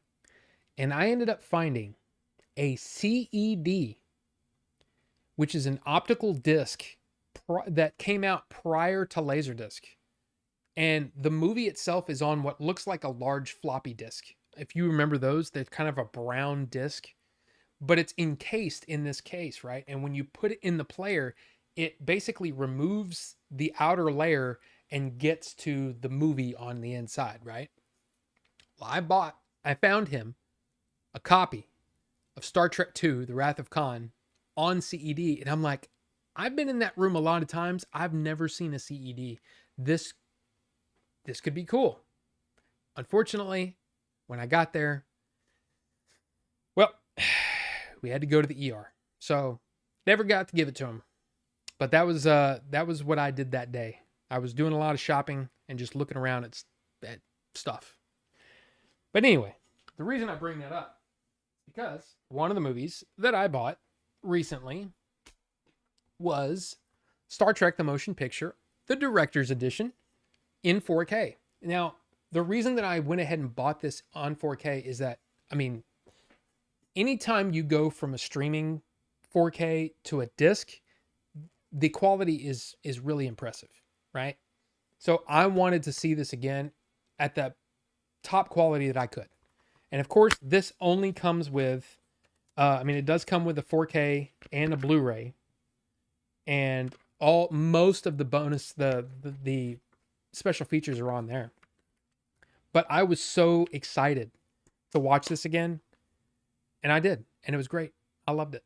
So the motion picture is in my opinion, is so much better than a lot of people give it credit for. I know a lot of people don't like it, but yeah. The next movie is a somewhat recent release. Again, got it on sale because I didn't want to pay full price for it. That's The Terminator in 4K. And yeah, this one, the movie looks great, but I will say that I was a little disappointed with the special features because there's not a whole lot there. It's very fluffy. There's not a whole lot of like really, really interesting stuff. I think the disc looks really freaking cool.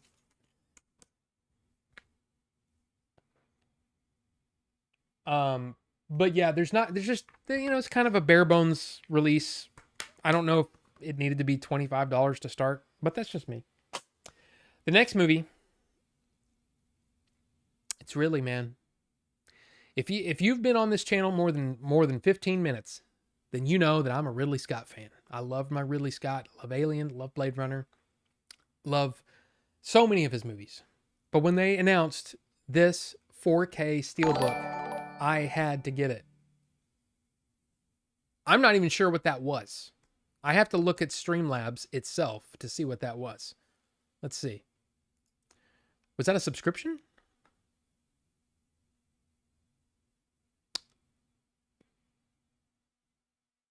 Wow, it was a subscription. Izzy, welcome.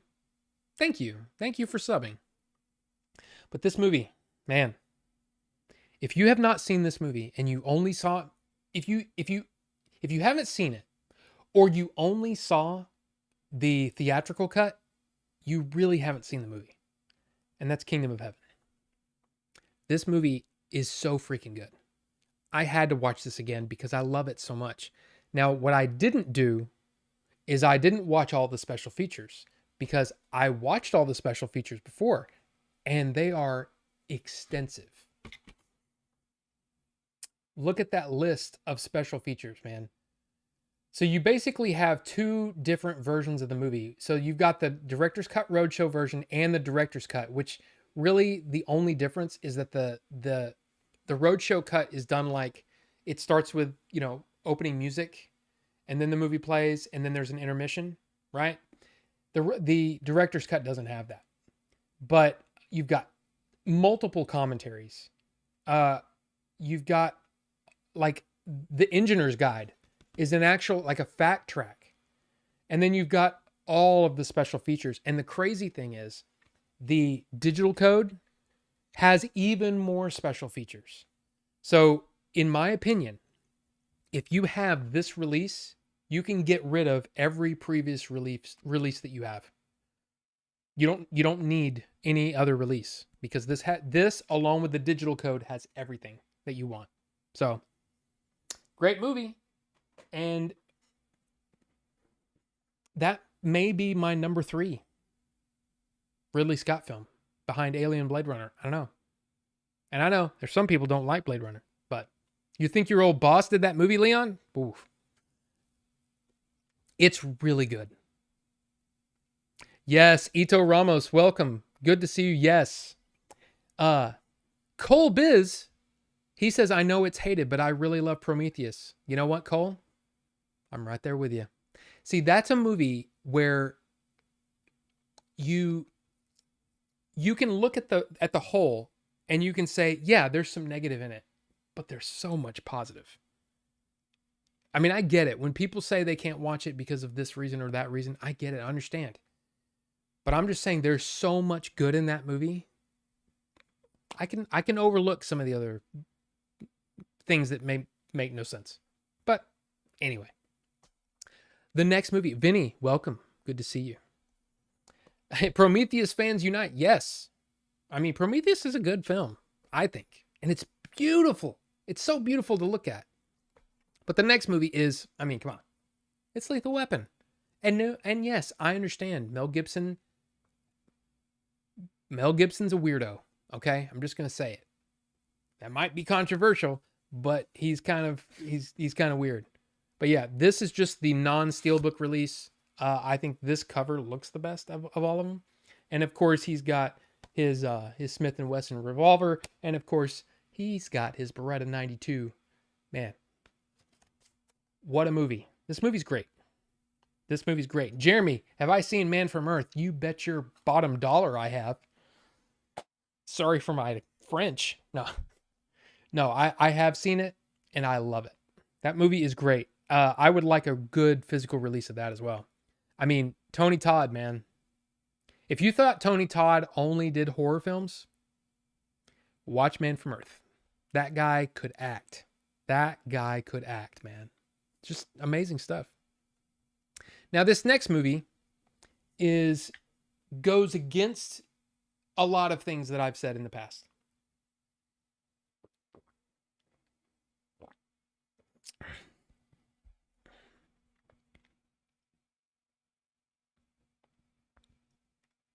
Wait, anybody who's worked with Regis or other temp workers doing inventory knows the kind of incompetent crew that would come together for a long space journey. Game Hulk, not only that, but the thing is I think the thing that people forget is that the goal of the mission wasn't, oh, we got to find out, find the engineers and all that stuff. No.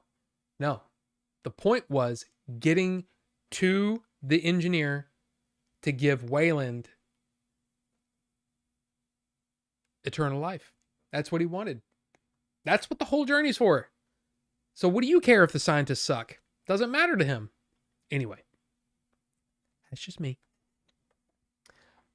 I like it. But I get it. I get it when some people don't like it. Yes, they were expendable. Yeah. Now, there's still some stuff that, I mean, come on, let's be honest. Some of it doesn't make any sense, but I don't care. It's so beautiful. I don't care. And I love Michael Fassbender as David. Man. Oh, which makes me like Alien Covenant a little less. Covenant is trashy fun. You know, Prometheus was just fun to me. But anyway, I haven't done a review of those yet. But this, again, this is another situation of Rob, you're going against everything you say. You don't go for the elaborate edition. There's no point in spending the extra money on one movie. But I did. I bought the second sight release of The Nice Guys. Yeah, this comes with a ton of stuff. This comes with a hardcover book of different essays and talks about the movie. I read all of this, and I really enjoyed it. It's very, very interesting, especially like the way that movie was received at the time versus the way that it, is viewed now, and the way that people are like, "Oh man, you need a sequel," and it's like, it didn't make any money. How can we get a studio to finance a sequel when it didn't make any money? So it's really, there's some interesting stuff in there, and of course on the special features.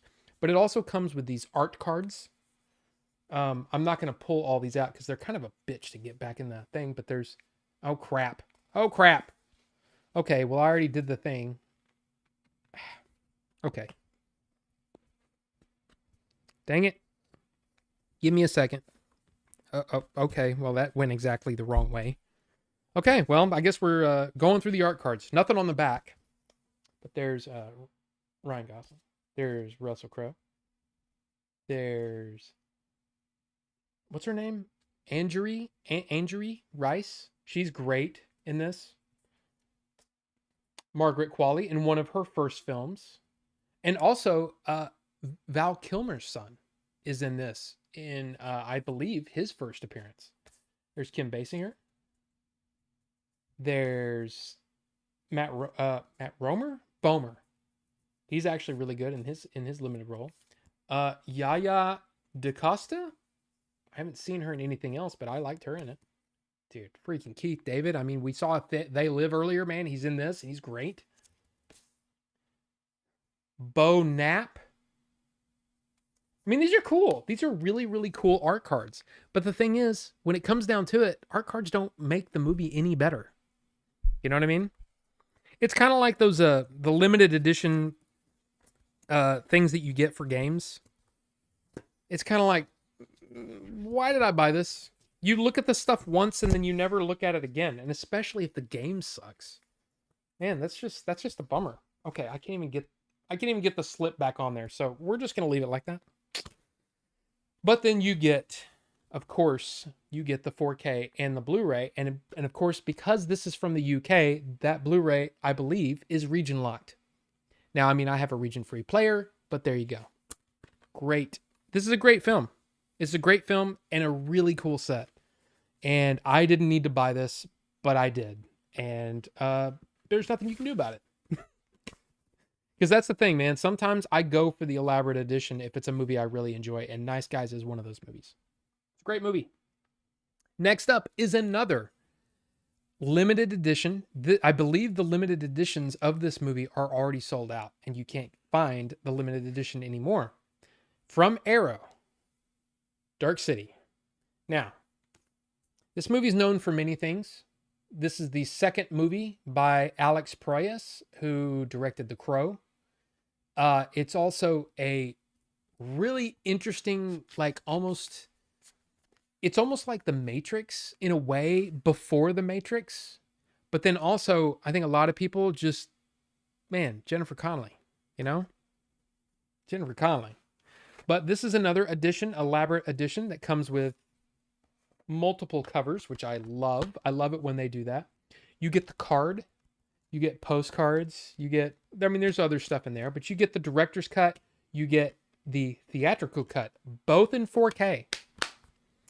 And let's see. You get the poster. a double-sided poster, and then you get this book. I also read through this. I enjoy going through this because I love movies and I'm a dork. But this edition, man, it has so many great special features on the disc, and the thing is, you're gonna miss out if you want this and you missed out on the limited with the book. Still, you should still buy it because look at all of the special features on the director's cut and the theatrical cut. I don't understand how Arrow does this. Arrow packs their 4Ks with amazing special features. And I know it's got to be taking away from the bit rate on the movie, but I can't tell because these movies are great. Fantastic. And now we've got count them, three Criterion movies from the last sale. That's how long these movies had been sitting on my shelf over here. The first movie that I watched was Winchester 73 with Jimmy Stewart. Now, this was fine. This was good. It was good. It was good. This is one of those movies where I'm like, I don't know if I needed to buy this. I don't know. It is directed by Anthony Mann, who apparently directed other movies. Honestly, this movie just didn't really stick with me. I thought it was fine.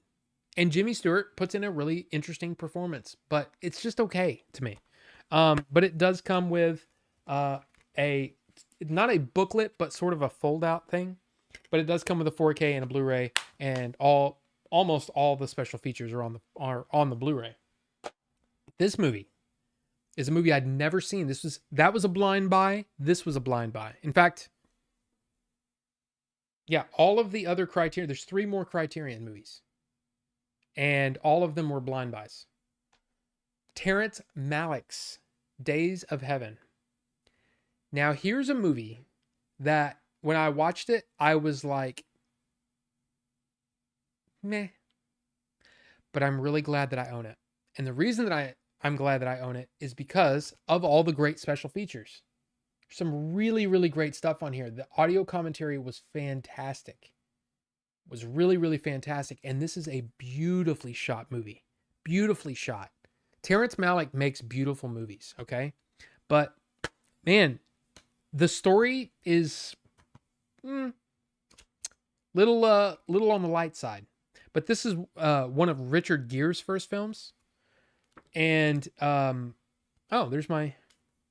I'll find that in 30 years and be like, oh, look at that. I bought those 3 movies on...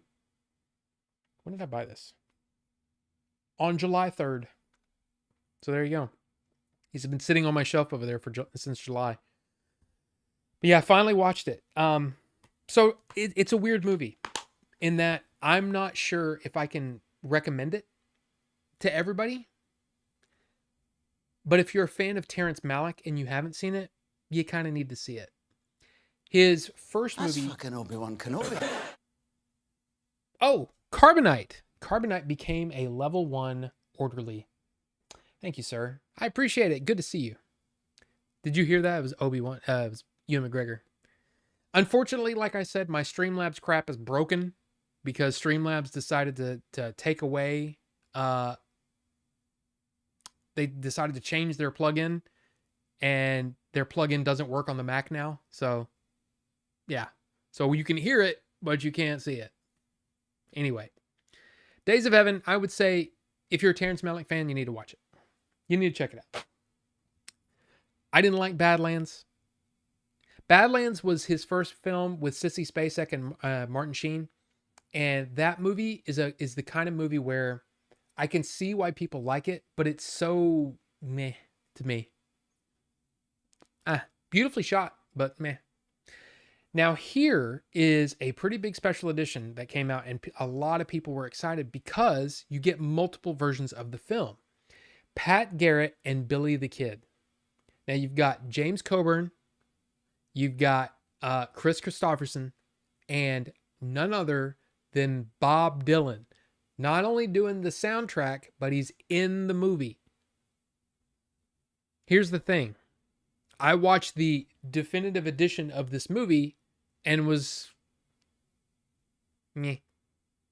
I think part of the problem is that I don't like it when they try to make Billy the Kid into like a good guy. Like, oh yeah, he's so misunderstood. No, he killed people. He was a bad guy. He killed police officers and all that kind of stuff. I don't think he was that good of a guy. But anyway, I bought the movie and there's 3 different versions of the movie on here. And this is of course Sam Peckinpah, right? Who did Wild Bunch. He's a great director.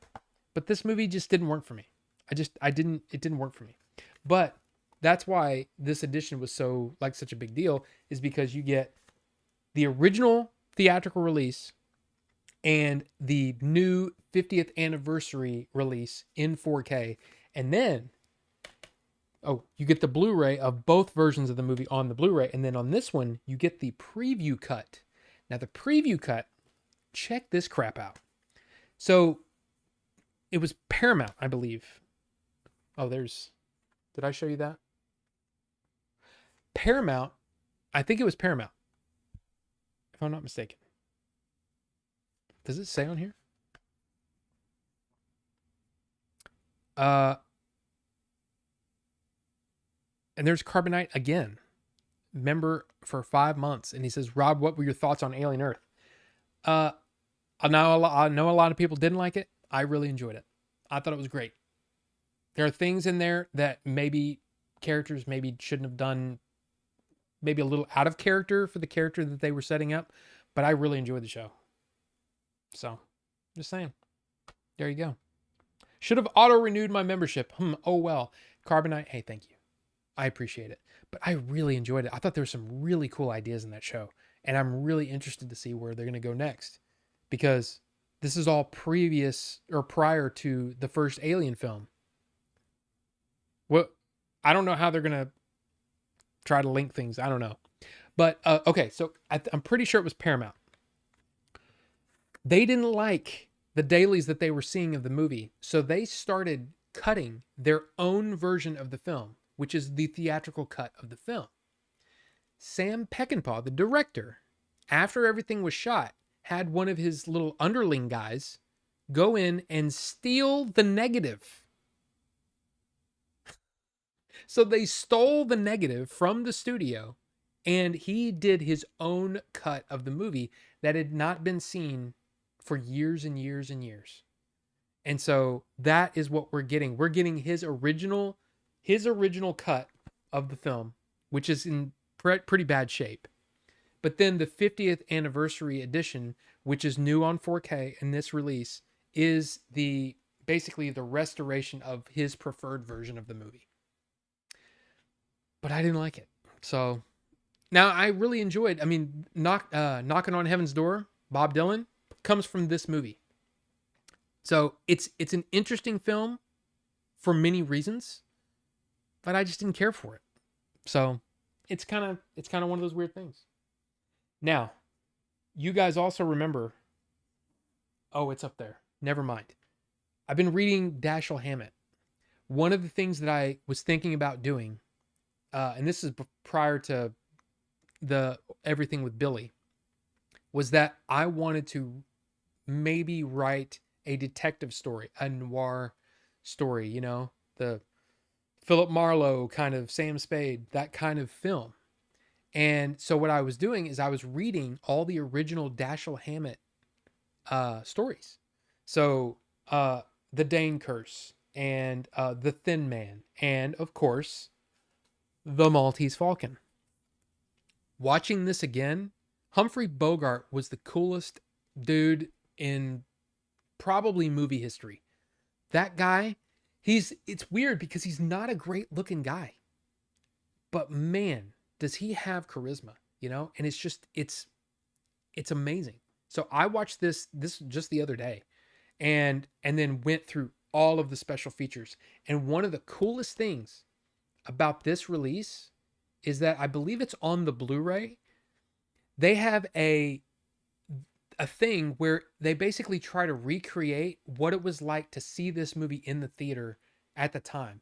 So there's a newsreel, there's a cartoon, it's really neat. And I watched all the things individually and then watched the movie on its own. But man, what a cool release. And I'm telling you, man, Warner Brothers has, I kind of think if I had to pick a favorite studio, it'd probably be Warner Brothers. I love a lot of Warner Brothers movies. I don't know. I just really enjoy them. And then finally, we have there's actually another Criterion sitting in there that I haven't watched yet, and there's not many movies left on my watch list, so I'm gonna have to start going through your guys' recommendations. Well, that is until the next Criterion sale next month. But anyway, this next movie is on the list of probably best noir films ever, and I wanted to watch it, and it was Kiss Me Deadly. Now, I don't want to say anything about this movie because other than I will say that watching it, I was going, okay, I kind of see it, but why is this in the Criterion Collection? And then I get to the last 15 minutes of the movie and I go, oh, holy crap. I would say it's almost worth going for the ride and just stick with it, man, because holy crap, this movie shocked me in a really good way. Another interesting thing is that so this movie came out in 1955, okay? In where does it say it? I think it's in 1997. So 42 years after the movie had been out, 42. Huh. What do you know? But 42 years after the movie came out, they found the original ending. And the ending is completely different than what people had been seeing for 42 years. That's kind of shocking and kind of amazing. So this is what you get. You get the original, or you get the restored 1997 ending in Blu-ray, but then you also get, as a special feature, you get to see the original ending that people had seen for all this time. This is also really pushing the boundaries on violent behavior in a movie in this period. It's really interesting for many reasons. But the thing is, this is Mickey Spillane's H-Bomb, right? So Mickey Spillane did Mike Hammer, right? Very famous character, right? You've heard Mike Hammer movies and Mike Hammer shows, and Stacy Keach was Mike Hammer and all that kind of stuff. Well, this guy, honestly, is kind of miscast. And I don't know if it's actually being miscast or if it's just that they didn't really understand the character of Mike Hammer, but he's not a nice guy. He's a private investigator, as you do, but he's just not a good guy. And so it's really weird that Mike Hammer as a character survived this movie. You know what I mean? Like if this was the only thing we got, everybody would go, yeah, Mike Hammer was a dick. You know what I mean? Like not a private dick, but you know what I mean? And just, I don't know. But again, this movie's worth it. This movie's worth it, man. The ending is crazy. So anyway, that's it. Those are all the movies that I've watched so far. Now, of course, I watched other movies on streaming and, all that kind of stuff. But like, and of course, the last movie that I got to watch with Billy was A Fistful of Dollars that we watched at his house. And then the night that everything went down, we were supposed to watch the next movie for a few dollars more. We didn't get to see it. But then I bought some other things, just a few things. These are only a few things that I've purchased in the last however long. I bought this, September 26th. So, yeah. But for some reason, I just was like, I'm in the mood to buy something, so I bought it. I haven't seen this. Bring Her Back in 4K. And what's funny is almost as soon as I got home, I saw the news that it was, free to watch on HBO Max. But this is the A24 edition. And I've never owned an A24 film from their collection. So I don't know. I just thought it was cool. And yeah, I'll watch that when I get to it. The next movie is, again, another one of those things where I missed out on the limited edition. But I was like, you know what? The special features are still going to be there. And I really want to see this movie again. And I want to own this movie because I really, really enjoyed it. The Vivitch, or The Witch.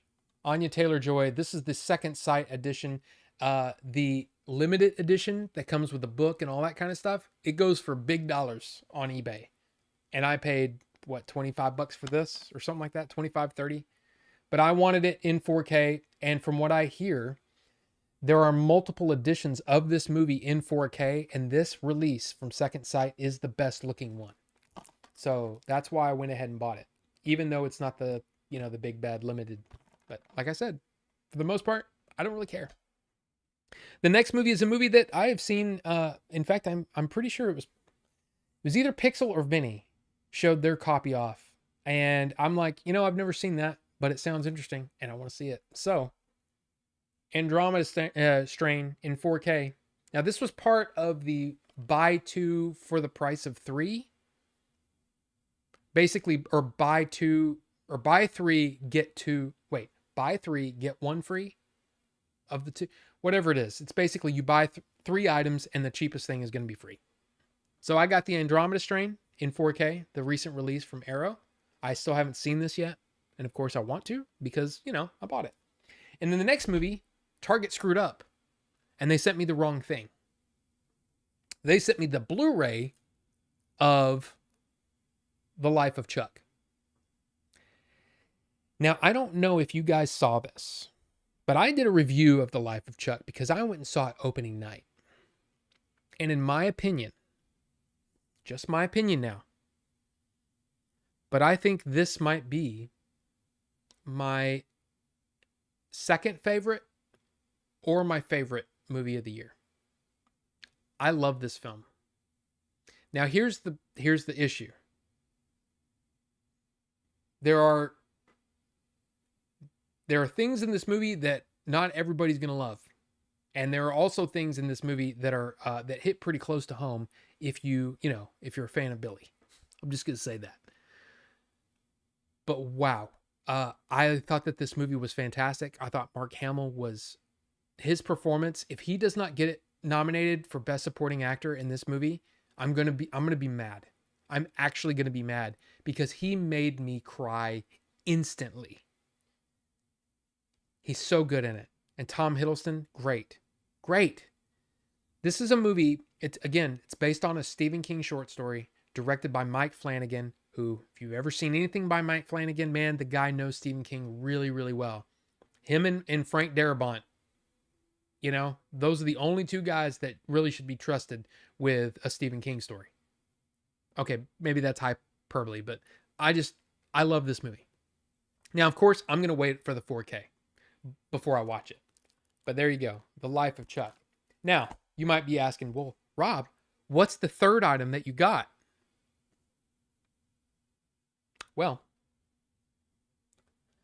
I went ahead and got the Tron Ares soundtrack on LP. And this is a dual set, a double disc set. And I got the Target exclusive just because I thought it looked cool. And it was part of the deal. It was free. It wasn't free, but you know what I mean. So yeah, there you go. Tron Ares. Very, very cool. And then one final thing to show you, and then we can finally taste this liquid. Yesterday, October 13th, 1995, one of my favorite films released to the applause of barely anyone. Nobody talks about this movie. Not a whole lot of people have seen it, but I love this movie, like with a passion.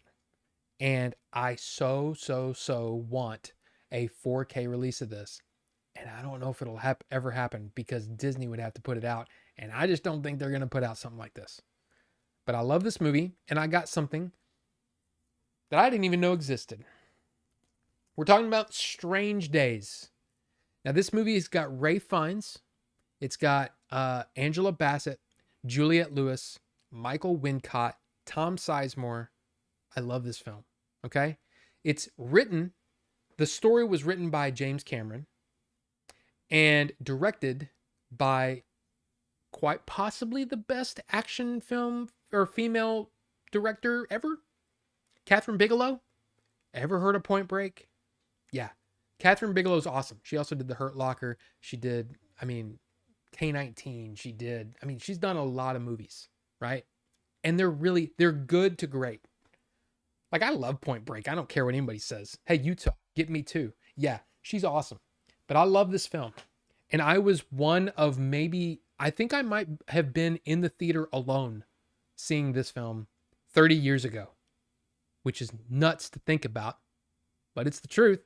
But this is the original text by James Cameron. So this is basically the story treatment before Jay Cox came in, and yeah, that is his name. Before Jay Cox came in and basically rewrote the story and gave it a little more oomph.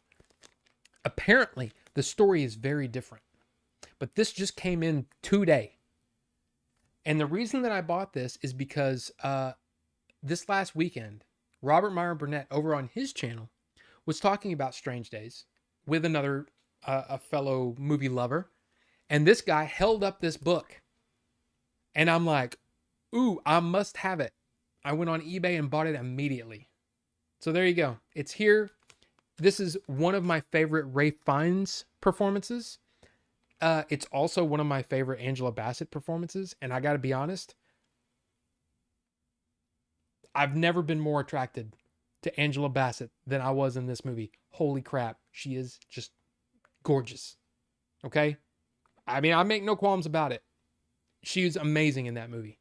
And I actually, isn't it oh God, 4-letter, Moby. There's a Moby song with right here, right now. That's from this movie. When she says that. When she says right here, right now. That's Angela Bassett saying that. And it comes from this movie. It's a sample from this movie. But this is an amazing soundtrack. It looks gorgeous. It's Michael Wincott giving one of my favorite performances. He gives seriously, this line is awesome. He says, paranoia is just reality on a finer scale. This movie's great. And Ray Fiennes plays a dirtbag, and I love him. So anyway, Strange Days, the book, I got it. So there you go. That was a lot. I talked almost nonstop, and I'm sorry, but thank you guys for sticking with me about that. So before Jay Cox came, that was his name. Well, and it's literally Cocks. I don't think that's on here. But anyway, yeah, love the movie. Quite the crowd this evening. Hope everyone's doing well. Can't forget Rob Reiner. What about Rob Reiner? What about Rob Reiner? Metal Raven? Oh, Stephen King. Gotcha. Sorry. Wasn't on the level. I know you're probably like, okay, dude, let me explain this to you. I gotcha. Now I get you. You're right. You're absolutely right. Stand By Me, Misery. You're right. You're right. He did do Misery, didn't he? I think that was Rob Reiner. Anyway, starting to suspect you might be a movie guy. Look, man, I make no qualms about it. I'm a movie guy through and through. And while I dabble in some video games, I gotta be honest, if it's older than the Switch, I'm playing it on my Steam Deck. Sorry, but that's just who I am. I wasn't in it to, because I was interested in retro video games. I was interested in helping my friends. So that's just it. Anyway, so here's what we're going to do. We are going to give you guys just a few more minutes, but I'm pretty sure, oh no, there's no way. 94 votes. That's the most votes we've ever had on this channel. That's the most people I think we've ever had. Well, outside of having Billy and Jay, or anybody from the movie actually on the stream. I've had that's a lot of viewers for me. That's a lot of viewers for me. But thank you guys. I really do appreciate it. And Steam Dick. I mean, you're not right, Dick. There's a lot of great movies, man. And I just it's like when people say there's no good movies anymore. I'm like, okay, well then okay. Sure. I disagree, but okay. Like this came out in the theater and nobody went and saw it, and this movie's amazing. But anyway, but also, if you're like, meh, these movies aren't great, okay, go back. Go back and watch some of the old ones, man. There's some great movies back then. Not Gary, welcome. Good to see you guys. And again, I apologize, but man, the chat, there's so many people in here that the chat kept refreshing and I kept losing my place. And it was like, I gotta get to the show. So here's the deal. I'm going to go use the little boys' room, which is through that door, but I can't use that door because there's a bunch of crap in the middle of it. I'm going to go over there and I'm going to pee, and then I'll be back and we're going to do the thing. Okay? We're going to do the thing. So let's see if this works. Okay, it works. I'll be right back.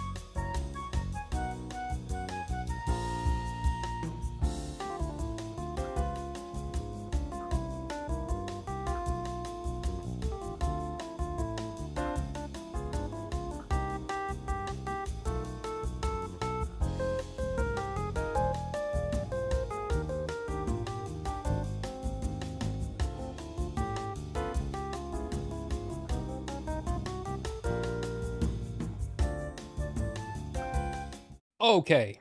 Well, we did all that. So here's the thing. You guys chose peanut butter ice cream. Uncle Fester is the code name, I guess, to go on this guy. Oh, here's another thing. So I did buy this new mod, which I know nobody really cares. But it's a good mod. I like it. Single 21700. And then on top of this one, I have the Recoil 3. And what's cool about this one is that he calls it snake bite airflow. It's kind of hard to see.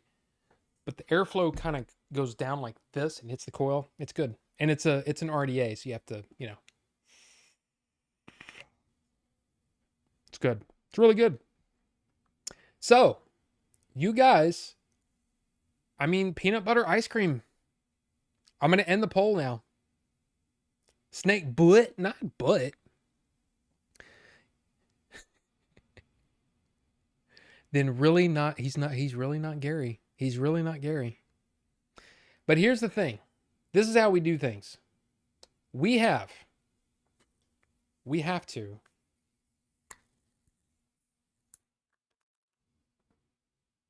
do the nuck. We have to do the nut test. We got to taste it. Uncle Fester, you guys chose it with 39% of the votes. Peanut butter ice cream, Uncle Fester. We are going to nuck it, and then we're going to try it. We're going to put it in this here tank, which has been nicely wicked. You see that? Look at that. Beautiful, beautiful wick job. Everybody likes a good wick job. Anybody? Anyway, a single drop, and you taste.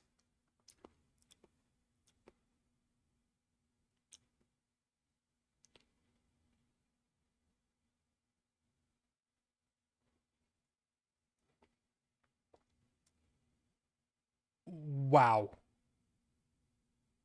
Wow. Hit the button. No, you don't hit the button without juice on it. Are you crazy? By the way, it's off right now. Yeah.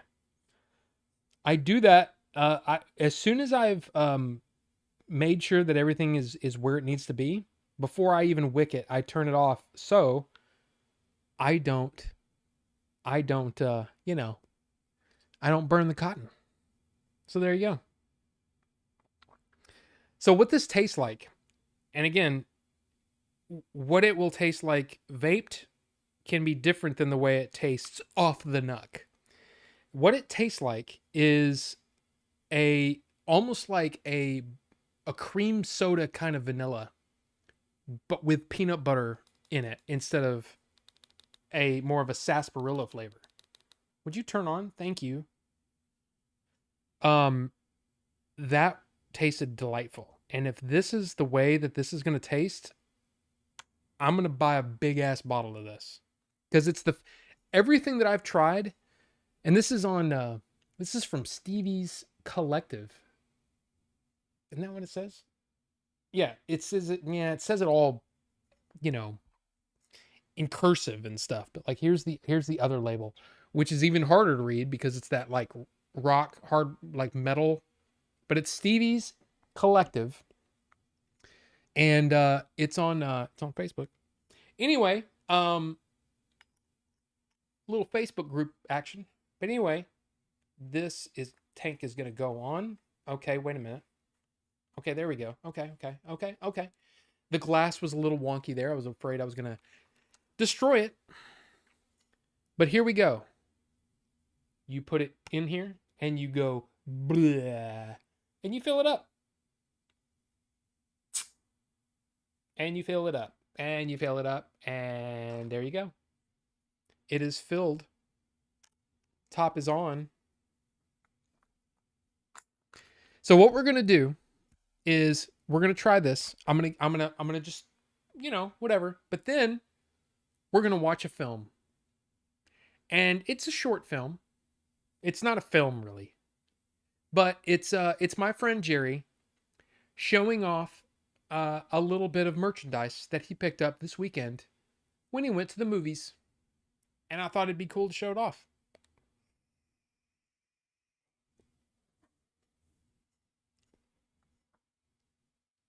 Interesting. Okay, wait a minute. I'm gonna do one more.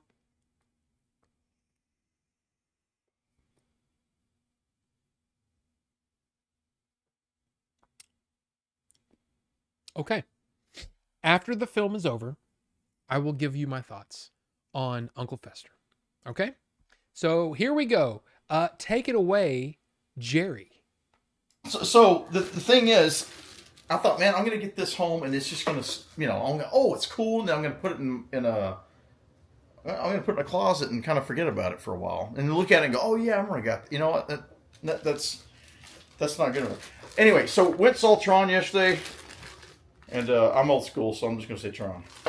I went and saw Tron 3 with my friend, and we had a couple beers and no, but anyway, I got up there to the popcorn machine, and I saw they had this metal tin. Looks like the ones they put popcorn in. You buy them at Christmas. I don't like those. They get dented up pretty quick, right? So they had that for a couple movies. But then I saw this up there. I went, dude, this is what got my attention. Okay?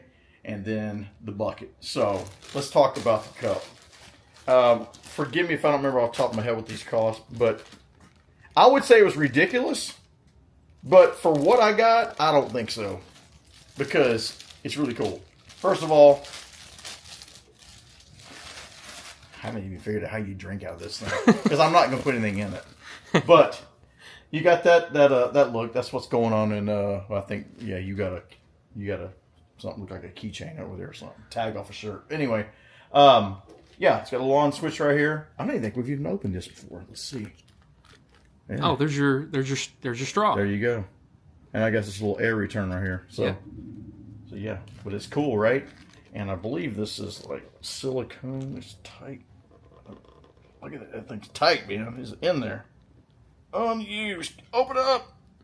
Oh, that's a tight seal. Okay. So there's the inside of it right there, right? You got some little lights inside there. Let's see the bottom. All right. Tron Ares. This is cool. And you got some logo work here on the front. You got all these little Tron accents on the outside. But let's see this thing in action. It already comes with the batteries in it too. So bear with me here. Apparently there's a little notch here so you know how you get this on straight. So I think I got it on there right now. Okay. So once you got your beverage of choice in there, after you spent your $35 or whatever it costs, I forget now. And it says, oh, includes a drink. It damn well better. Okay? Get ready, y'all.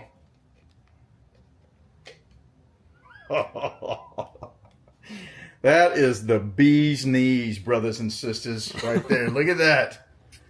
Oh my gosh, man. That's cool, isn't it? Here, hold on. Turn your lights off. Yeah, I was gonna turn the light off. Hold on. Hey, you know what? We should do the lights off after we do. Well, okay, he's gonna do it right now. Well, I was just that. That's just cool, man. Right? Yeah, that's really cool. That's just cool. I said, dude, I gotta get that. If I don't get this, I'm gonna regret it later on. I'm gonna go, man, why didn't I just go ahead and spend the money? And you know where I heard that? How many times have I heard? I've been watching the Toy Chasers in recent weeks. And how many times did I watch these guys walk off and go, man, we do this every time. And I went, that ain't gonna be me. I'm getting that sucker. So anyway, and I thought, you know what? I don't want this just sitting in the closet. So it's here on the we shelf. got that. And I'm keeping the packaging too, because even the packaging has all the Tron stuff. Yep. That's cool. Here, I'll swap There we it. go. Okay, now we got the bucket. I didn't get the plastic one. I didn't get the metal one. Okay, I got this one. AMC Theaters, Tron Ares. This one was a little bit more. I think I spent, for both of them, $65 or something like that. Anyway. Now it came with a little piece of paper in there. It's probably just telling you how to work the batteries and all that sort of stuff. We'll set that aside. All right. I'll hold that there. Now when we got this, it's got these little light cycles on it, and they're taped down so they can stay in place. But you can see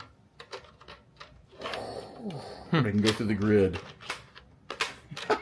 There's two of them. Yeah. Tron Ares. And you already know what's coming. All right. There we go. Let's see it. Oh, by the way, if you're somewhere where it's well lit, you don't have to turn it on. Just the ambient light around there will shine it through and it makes it nice and red. But there we go. Yes. That is cool, man. I would advise you, if you have this, I probably wouldn't leave the motorcycles on the bottom. I'd be kind of worried they might get dropped or something. Yeah, I'm gonna turn the light off again. But it's just cool, man. Look at that. Yeah, that looks awesome. I know. Yeah. That's what I'm saying, dude. I don't even have to put popcorn and drinks in this. I'm just going to put it in my room. Those make cool props, don't they? Yeah, that's really cool. Anyway, Well, I mean, I do have an alien right here. I like the movie, but after you go see it, you're gonna talk about it. So yeah, but yeah, maybe you can put this up there. But yeah, go check it out, man. I liked it. Go enjoy a movie, all right? Go check out the freaking soundtrack. Yeah, dude. You got to go get this. I'm gonna go find this, man. Yeah. Only at Target. All right, y'all.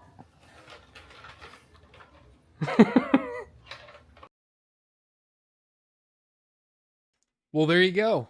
There was Jerry showing off his Tron Ares merchandise, and of course, I did get the soundtrack. You saw that, but I also what he was talking about were these guys, because I got some Tron shirts. I probably, instead of sitting here watching that, I probably should have just went and got the shirts so you could see what the shirts look like. But they're 9 Inch Nails shirts. They're Tron shirts, but it's got this logo, the sort of Tron version of the 9 Inch Nails logo on the shirt. But these came with it, and these are like they're plastic. They're like really, really thick plastic, but they're just cool. And yeah, very, very cool. Now here's the thing.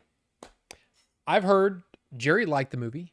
There's a lot of people that seem to really like the movie, but it did terribly at the box office. Like it went way, way under projections and all that kind of stuff. So, and I didn't go see it yet. In fact, the reason that I went and saw one battle after another when I did was because I knew that they were going to be taking it out of the large format screens and putting Tron in its place.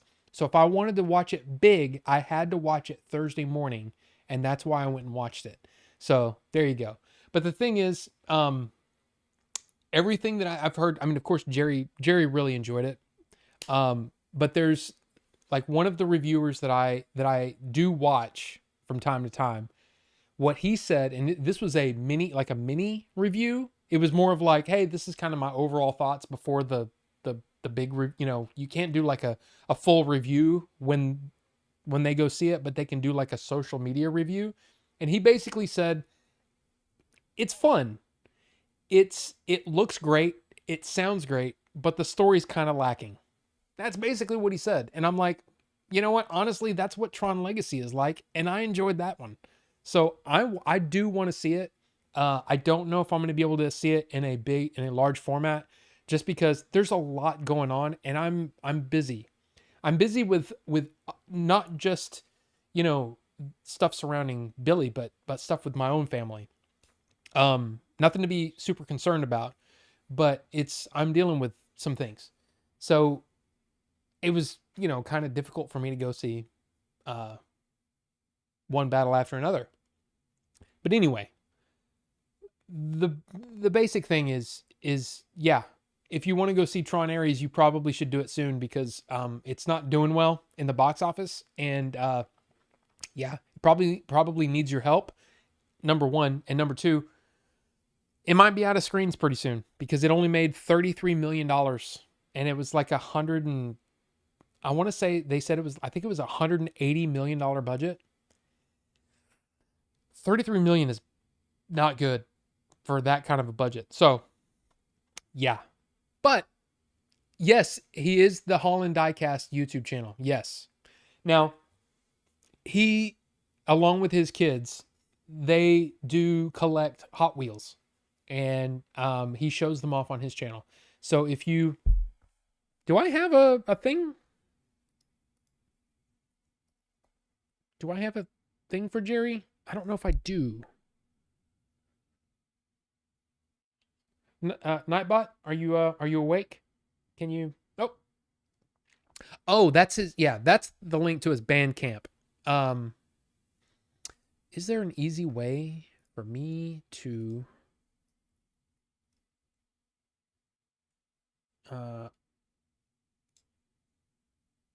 if you're interested in Hot Wheels, here is his channel. I just found it. Oops. There you go. So if you're interested, you can go check out Jerry on his channel. He's fun. He's a great guy. And of course, we used to do the podcast together. But anyway, hey, peanut butter ice cream, Uncle Fester.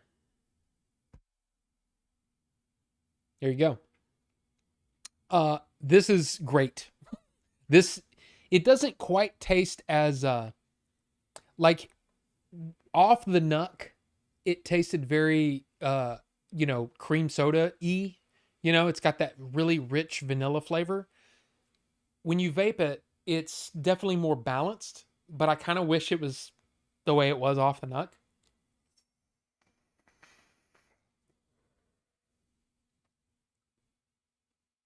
Still really, really good though. It tastes like a peanut butter cream soda is what it tastes like. It doesn't taste like ice cream to me. You know what it kind of tastes like actually? Like Bluebell. If you ever had, not everybody has access to Bluebell ice cream, but if you have their homemade vanilla ice cream and then you put like a peanut butter drizzle on top, that's what this tastes like, which is really good. And I'm going to vape the crap out of this. So, and you can't stop me. So there you go.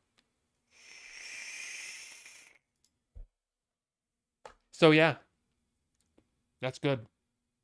That's really good. Very tasty. So yeah. I don't have a sound system at home that can match a theater. Well, Metal Raven, I'll tell you this. The soundtrack has been out for about a month and it's awesome. It's really, really good. Now, I mean, it's more like I think they wanted them to say 9 Inch Nails because that kind of gets a certain crowd really, really excited. If you just say it's a score by Trent Reznor and Atticus Ross, it's not quite the same level of excitement. It's more Trent Reznor and Atticus Ross than it is 9 Inch Nails, but it's still really good. And I really enjoyed listening to it. So I want to see the movie, and I really want to, if I can, I'm going to try to see it in a Dolby Cinema because I think they have the best sound. So if you have access to a Dolby Cinema,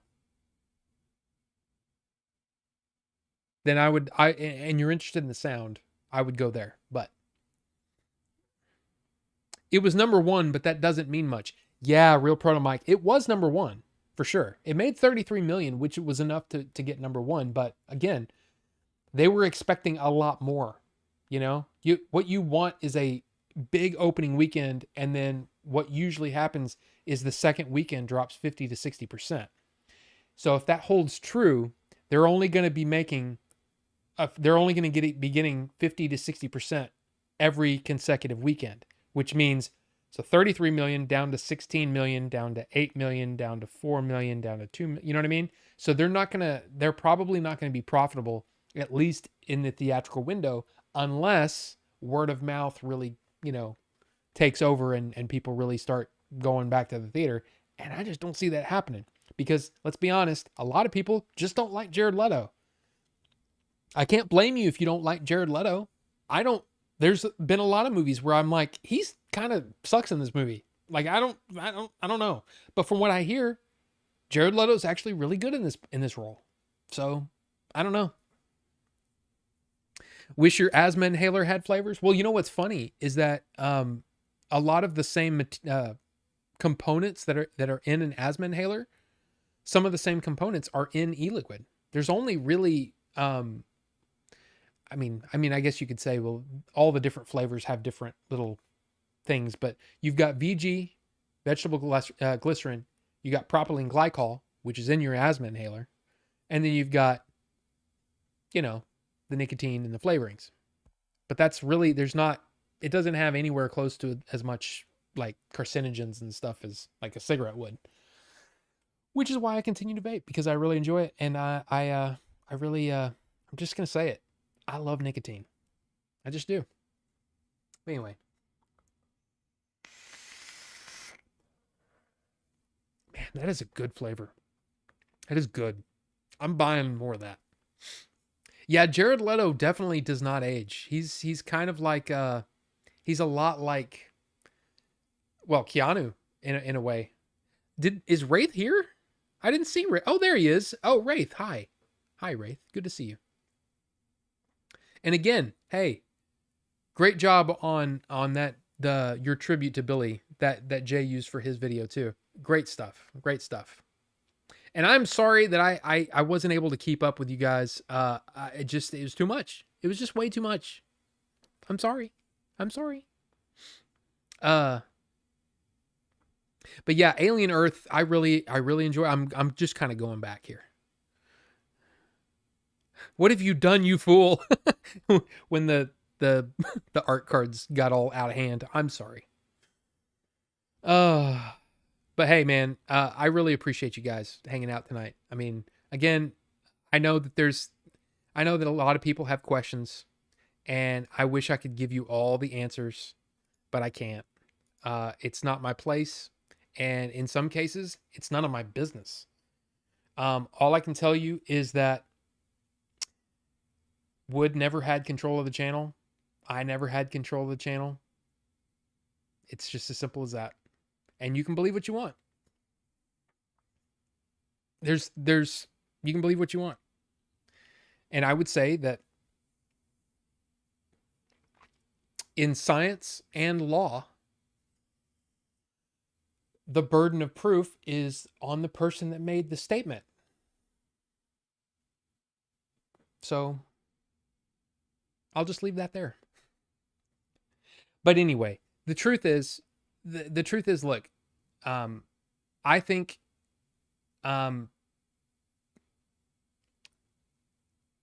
Billy was just a damn hero, and I miss him. I miss him so much. But what's weird is and this is kind of a personal thing, but I actually felt like I was being selfish for a while there because I was like, man, I shouldn't be thinking about what I'm going to do next. Why is that important? You know, but I was like, I mean, you guys have to understand. I mean, I quit my job to work with these guys. You know, Billy was the one that basically said, "Hey, do you want to come work on this movie?" And I was like, I'm not going to quit my job. And then I read the script and I go, I guess I got to quit my job, because if I don't do this, I'm going to regret it for the rest of my life. It's going to be like what Jerry was talking about, you know, or them when they're at a flea market or a toy show or whatever, and you go, I'll come back for it. And then you never do. And then you're like, you look back at the footage and you go, oh my God, why didn't I buy that? It's the same sort of thing. It was like, if I didn't do it, I was going to regret it forever. But my problem is now it's at a point now where I'm like, what do I do? Like all of my eggs were in one basket. And now it's like, I don't know. And the thing is, as much as I enjoy doing YouTube, I'm never going to be a huge channel. It's just not going to happen. It's not in the cards. It would have happened already, and it didn't. And I'm fine with that. I'm fine with the small community that we have. It's a great community of people, but I can't sit here and do nothing. I got to do something, and I just got to figure out what that is. So yeah. And unfortunately, for some reason, my notes aren't working. My notes didn't update. Why? Oh, here's an important thing.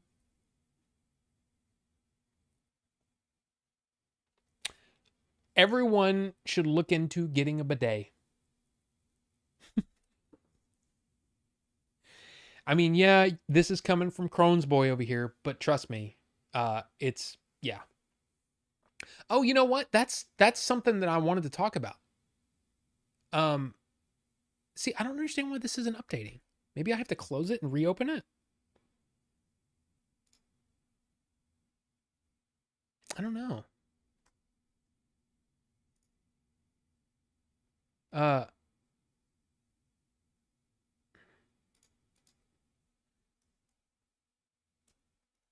Hold on a second.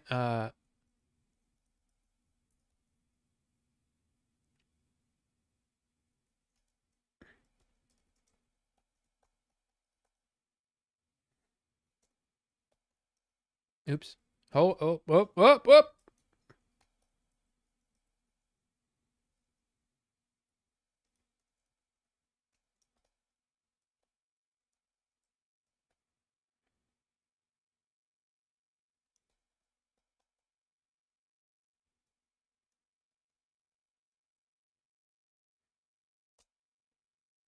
Uh,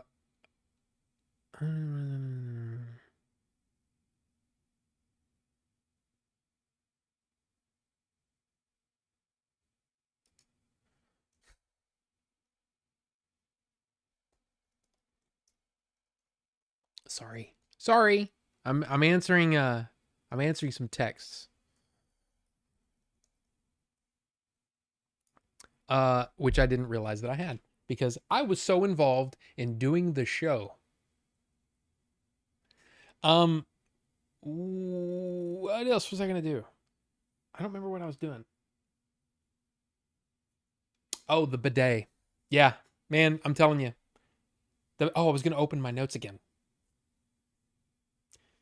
to see if it would update. It's not updating. Why? Why? All the notes that I made on my computer or on my phone are not here. Why? Why is it not syncing? Anyway, here. Let me just pull up my phone.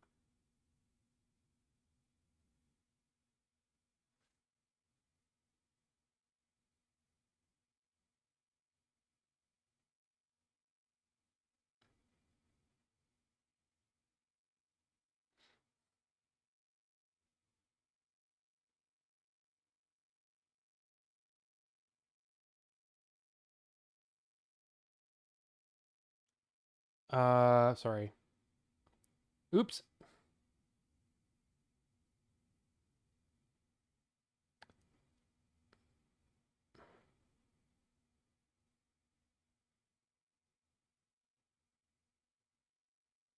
Um,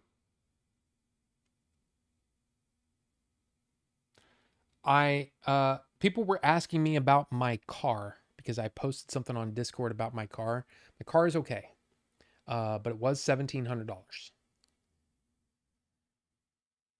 Because what happened was apparently the um what do you call it? It's some air intake hose basically was destroyed and it like burst while I was driving. I had to limp like 20 miles to my house, going like 55 on a Saturday night. It was not pretty. Or a Thursday night. Anyway, it was really busy. Anyway, it was a lot of traffic, and I was like, I had my hazards on. I'm like, oh, please don't hit me. You know what I mean? It was scary, but yeah, got that fixed. So all good there. A little bit of a health update. I know you guys have always been like very very kind, asking me about how I'm doing and all that kind of stuff. Well, my Crohn's is in remission. I think I've said that before. It's in remission, which is great. And they have put me on a different medication that I only have to take once a week, which is great. So, yes, I mean, it's great. It's really great. Um I still don't there seriously, something's going on with this computer. Please don't die. I can't afford any more crap right now. There's too much going on. Turbo intake hose. Yeah, I mean, I don't remember what they called it, but it was basically that. That's what it was. And then they had to recalibrate everything, which I don't know about that. But all I know is that I got it back. I spent a lot of money, and then it drives just as well. So, yeah. 55 is slow as hell on 35 at that time of day. I'm telling you, it was only a Texan says 55 is limping. Yeah, but on that highway at that time of day, people are flying. I mean, they are freaking flying. You're kind of drunk, Benjamin. Well, hey, cheers. I'm drinking water.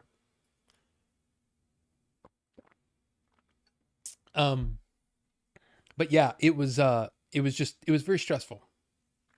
It was stressful doing that. Trying to, you know, but like I said, everything's fine. Um, and then like I said, the new medication, the first I've only taken the first dose. But it made me a little dizzy, but I took it at night, so I was a little dizzy, so I went to bed, and then I woke up and I'm like, okay. We'll see what happens though. I mean, the weird thing about dude, some of this medication is it has some very, very odd side effects, and I need to sit with it for a bit. And they're going to be doing a lot of blood work. So I think next Friday I have to go in for a not a visit, like a full visit, but I have to go get blood work done. Um that was weird. I just saw something move and I'm the only one here. I must have imagined it.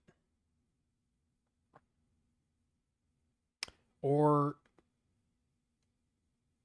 something else.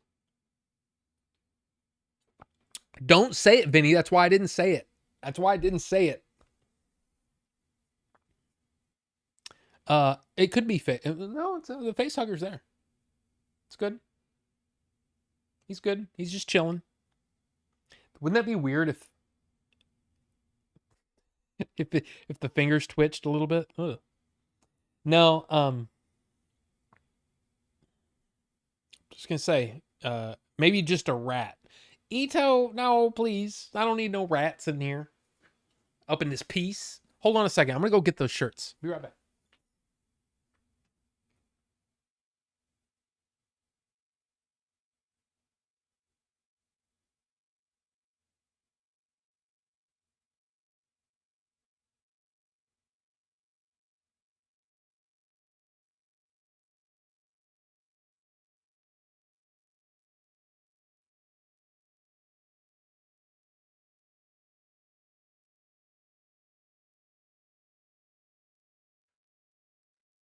By the way, anytime that you wash a print shirt, you should always wash it inside out, right?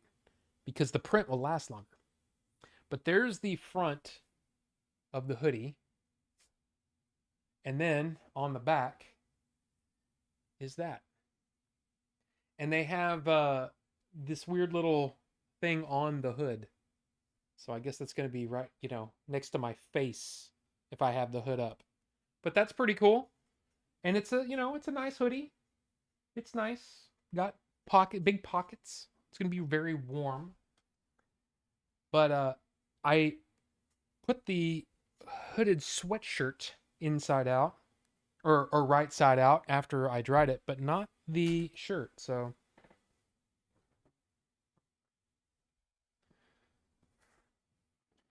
there's the shirt, the Nine Inch Nails shirt.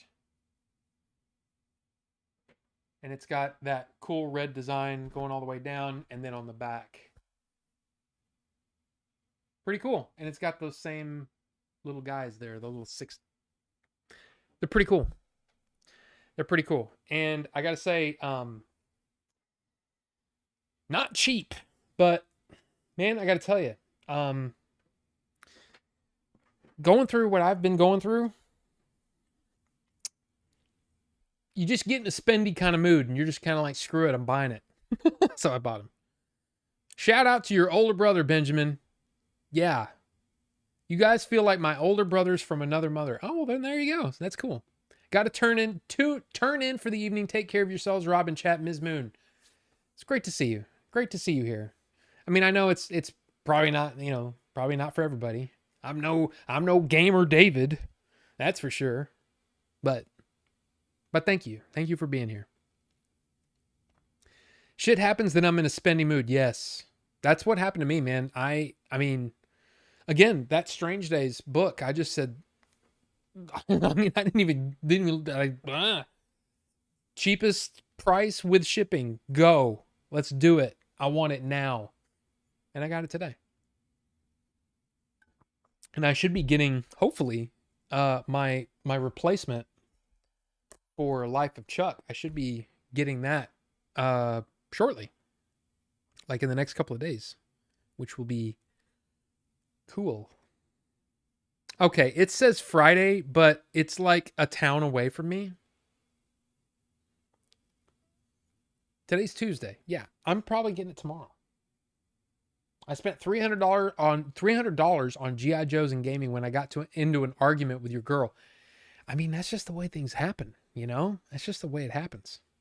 Oh, Adam, I don't know if you saw earlier, I did answer that. Have I seen the Arrow release of Waterworld? I have seen the release, like I've seen it, you know, like on for sale and stuff. But Waterworld is, I don't really care for it. Sorry. That's one of those movies that I'm like, yeah, I'd probably watch it if it was on. I might give it another shot, but to spend that kind of money on a movie that I don't really care for. Now, I say that, and I spent how much money on movies I've never seen. And I go, you know, so I mean, it just happens that way sometimes. A lot of times when I'm buying stuff from Criterion, it's I take a shot and hope that there's a reason why, like Criterion, more than any other label, is you can pretty much bet that there is a reason why it's in the collection, and it may not always be the reason that you want. You know, like I totally understand that Pat Garrett, you know, being in the collection, because it's a version of the movie that has never been seen before. So that's kind of an important thing. And it's like, holy crap, this is movie history. Whether you like the movie or not, it's movie history and it's really cool. But I'm kind of like, I spent $35 on that. That's a lot. I mean, that's just a lot. I mean, I don't care who you are. On one movie, that's a lot of money. And but then I went and then I turned around and spent what, $60 on The Nice Guys? But I love that movie. You know what I mean? So it's kind of like, it was something I asked in Discord. And it was, what's the most that you've ever spent on a single movie or a single title? Maybe, you know, because like, for example, the most that I've spent on a single movie was the recent release from Australia that I had to import from Australia, called From a Bridge Too Far. Movies from 1978. It's got a ton of stars in it. And it's one of those, I was in a Gene Hackman kick, and it was actually, I knew it was selling out and there were very few copies left. And I'm like, if I don't buy it now, I'm not going to get it. And I really want this edition because it's in 4K and it's got all these special features. Man, I want it. So I spent the money. It was $89 for one film. And then I watched it again and was like, it was okay. Wasn't great. You know what I mean? It's kind of like, it's a bummer. But I'm curious because, like, I've definitely spent quite a bit of money. The 4K release of Drive that I have from Second Sight, which is now going for like $300-$400, which is nuts. But I have that edition. I bought it for $60, and that's a movie I don't even, at the time, I was like, I don't even like this movie really that much, but I want it. So I bought it. Beat 'em ups. There's a beat 'em ups in the chat. Hello, sir. How are you doing? Are you late? I mean, a little bit. I'm actually about to call it. I usually do about 3 hours and then I'm out. But yeah. I mean, you didn't tell me. Well, I mean, you are sub to me, are you not? I'm just kidding. It's no big deal, man. I mean, again, it's movies. It's movies. But it's good to see you, man. It's good to see you. I spent $80 on I don't know, a Syphil and Ollie DVD that was stolen from me in college. Beat 'em ups get a fancy rectangle around his name, but I don't. I think YouTube gives him that.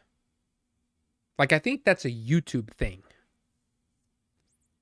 You know? I don't know. Pretty sure. That checkmark thing? Yeah. That means, ooh, beat 'em ups is special. But I was actually telling the story earlier of the first time I met you and you gave me the Ocarina of Time. Somebody asked about it. They noticed it up there and they were like, "What is that?" I'm like, "Yeah, okay. I need to tell the story." Oh, you just need 100,000 subs. I'm pretty close. I think I've got. I'm not close at all. That's okay. That's okay. It's fine. But yeah, I was actually just about to end it. Yeah, no one can stay mad at him. I mean, come on. He's a lovely man. Well, now you got to keep going. Oh, do I? I'm actually super parched. It's like I need a break because I've been talking for 3 hours.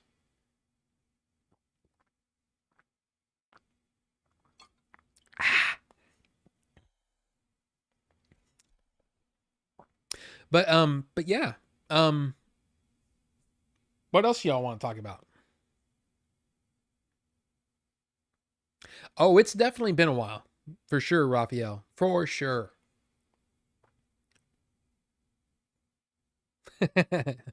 Just do another 3 hours. See, there's Bucho. There's again, look at him. Look at him. Live from New Zealand. There's Bucho right there. Just standing stone still like a boss. I mean, look at him. That's what we get. Just do another 3 hours.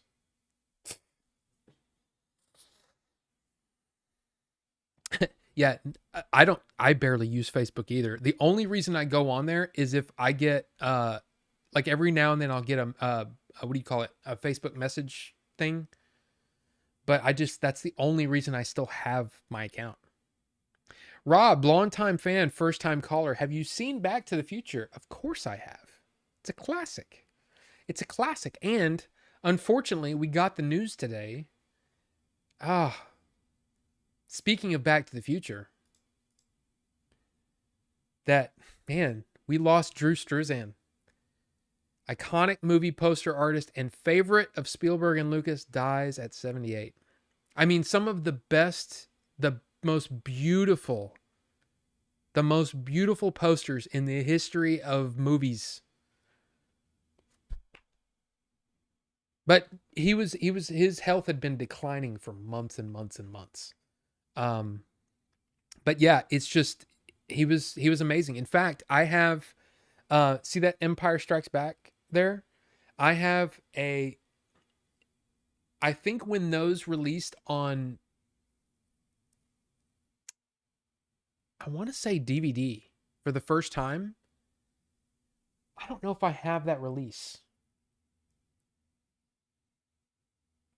I have to have had it. I have to have had it. Anyway, I got a box of nothing but lithographs. So basically about so the thing is, there's Jerry again. Hold on, let me turn that off. Gonna... Hold on, sorry about that. It's pretty big lithograph, and it's got all 3 covers of the trilogy, and I have like 3 of them because we were supposed to give them out to people who pre-ordered the VHSs or DVDs or whatever edition it was. I think it was the VHS. It might be it doesn't matter. Anyway, I just have some because they were just going to throw them away. And I said, well, can I have a few? And they're like, yeah. And I said, snatch. I got them. So yeah. Uh-oh. Why did Nightbot freak out and delete? What the heck happened? What happened? It deleted everything. Oh my God. Why, Nightbot? You idiot. A friend comes in and man, you go scorched earth on him. Yeah. No, Christopher Lloyd is still alive, Benjamin.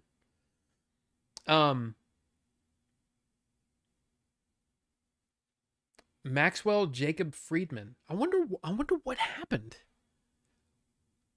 What did you do? Stop posting links. What? Okay. I'm sorry. Wood. I don't know. Nightbot. Nightbot, what are you doing? What are you doing? It's the first time that Wood's been in this chat and you just decide to. He's always over there. He's giving me the eye. I don't know if you know this, but Nightbot, man, he I don't know.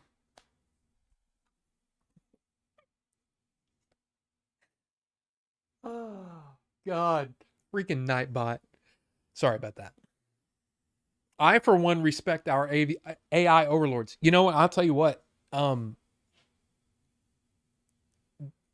Every now and then, because, right? All the names of the AIs out there, hey, right? All that stuff. I don't want to say it out loud because I don't want to set off a bunch of people's phones. But there was a couple of times when I would say, no, you stupid bitch, do this or whatever, right? And now I'm kind of like, okay, there's going to be people that are just flat out mean to the AIs that are on the phones. But then there's people like me who every now and then get frustrated and then just be like, oh, screw you, you idiot, or whatever. Am I going to be like, I'm going to be like second on the chopping block, right? Like when it all goes down, they're going to be like, okay, those people, like my wife, seriously, she thanks it when it's done doing whatever it's doing. Hey, can you remind me to do this tomorrow? Yes, I've set a reminder, and she'll say thank you. And then it'll say, you're welcome. And it's like, why are you doing that? It's a friggin' robot. But now I'm starting to like, I don't know.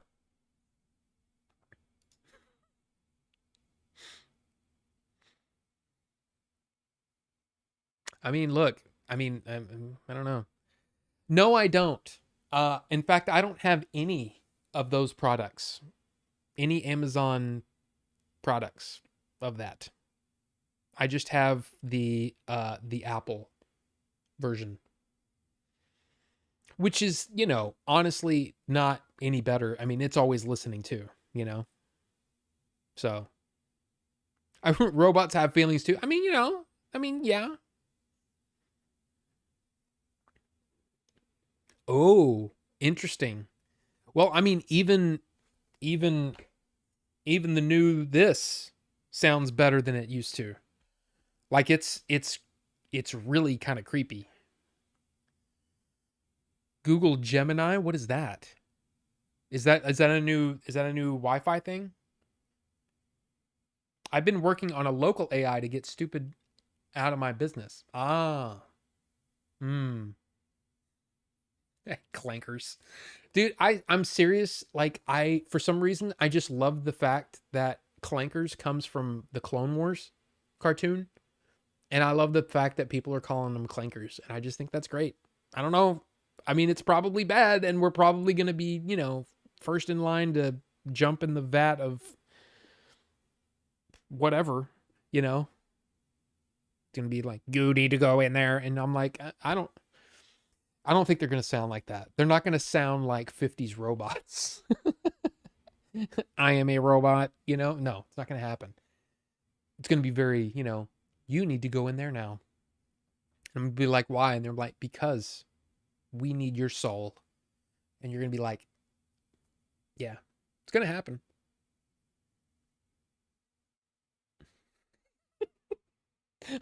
Yeah. See, that is exactly what Wood would say. What Wood would say. I just can't wait until movies are AI. I'm sick of people making them.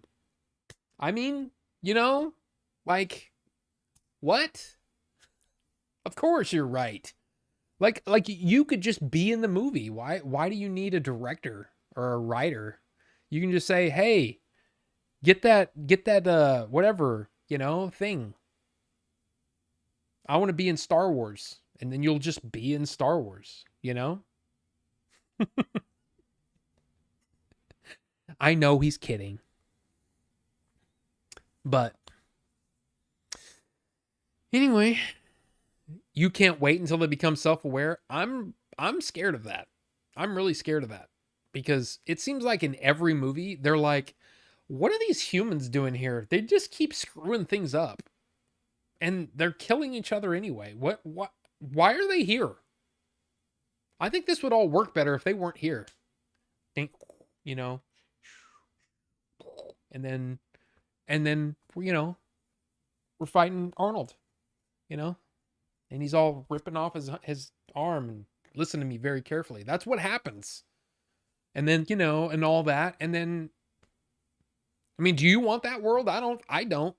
It's a good movie, but damn,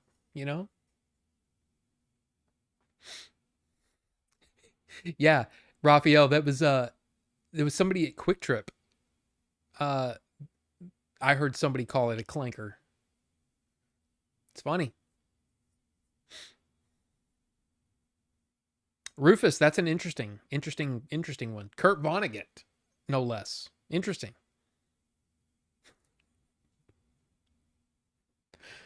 When you go to see a movie at the theater, they will ask you if you want to watch a regular movie or an organic movie. Yeah, what did Kim think of Flight of the Conchords? Did she like it? Because I remember the first time I watched it, I was kind of like, I just wasn't vibing with it. And then I heard uh it starts off with him talking about you know, his imaginary wife and his imaginary kids. I said, I didn't know you had imaginary kids. He said, well, they take after her mother and that, and it's just, and it's it's sexy time, right? Isn't that the name of the song? I love that. But like at the time, I just wasn't vibing with it. And then I got on the level and then I was really digging it. So Cyberdyne became self-aware. I know. I know.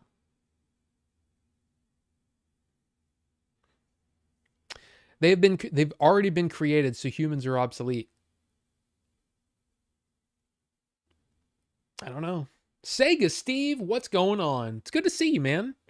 YouTube is such a giant turkey dump. I never get a notification you were live. I just randomly thought to check if you might be back.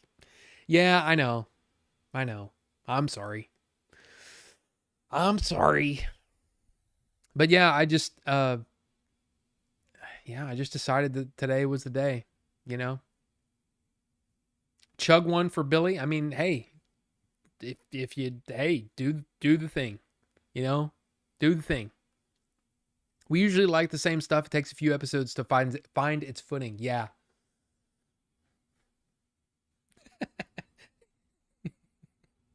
Bucha, I'm not sure if that's true. And look, seriously, we've got Australia and New Zealand represented in the chat right now. And then, well, Leon was here earlier, but I think he's probably already gone to bed because it's pretty late for him.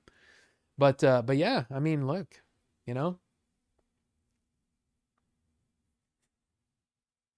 Mongo is wrongo. I don't even know what you're talking about. See, that's the thing. When y'all start talking about games, I'm just like, it's like you could be talking about, the football game or whatever. See, that's the thing. I know football. I can understand football. I can follow football just fine. I'm just not a fan. I don't know. Leon is actually a night owl. I mean, he is, but it's what, 4:00 in the morning right now? I think 3 or 4 where he is. So that's pretty late. Pretty late. Yeah. Glad to see you back. Well, Stega Steve, it's good to be back. But I do want to mention that, man, with everything going on, especially, my own family, dealing with those issues, I don't know how regular I'm going to be able to be. There's just a lot going on, but I will say that it does feel good to be back. And this is again, the most successful night, as far as a stream goes, I've ever had that I can remember. I mean, in recent memory. So yeah. I'm glad you're back, man. This is the healing process I needed. Well, Monsters Backpack, I appreciate that. I appreciate that. And like I said, I don't want to make it seem like, oh yeah, everything's just back to normal and everything's going to be exactly the same. It's just not. It's going to be spotty. You know, I might stream again next week, and then at the last minute I go, I can't, and then it's another 2 weeks after that. I don't know. So I would say, you know, just keep an eye on your feed, I guess, because I don't know how else to do it. I mean, there are notifications, but whatever. Click the button, don't. I don't care. Whatever.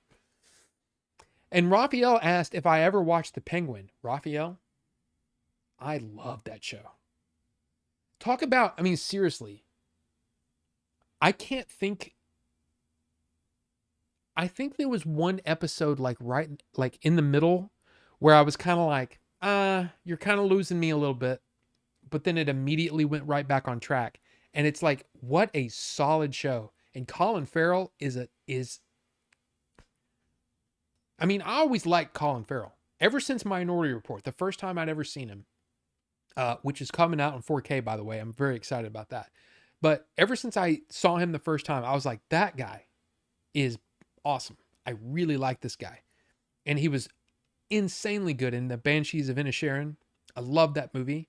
It's weird and wacky and off, you know, like comedy is off, but man, I loved it. And he was great in it. He was great in Bruges, if you ever saw that. And then, dude, as the Penguin, he is so awesome. And the story is so great. So, yeah, man, I love the Penguin. I love the Penguin so much. But, yeah. One day, one show at a time. It's been fun hanging out. Metal Raven, thank you, man. Thank you. Can't wait for the Batman 2. You and me both. They need to get on it. Robert Pattinson is going to be 60 by the time they make the Batman 2. They need to get on it. And what a turnaround he's had, right? Because so many people were just like, you mean the Twilight guy is going to be Batman? What? And then the movie comes out and everybody's like, God, he's good. He's really good. I mean, he'd been putting in, ever since Twilight ended, he had been putting in great performance after great performance in these little scene movies. You know, there was was it The King on Netflix? He was great in that. He was great in, there was another Netflix movie that starred Tom Holland. The movie was okay, but he was fantastic in it. And then, what was it?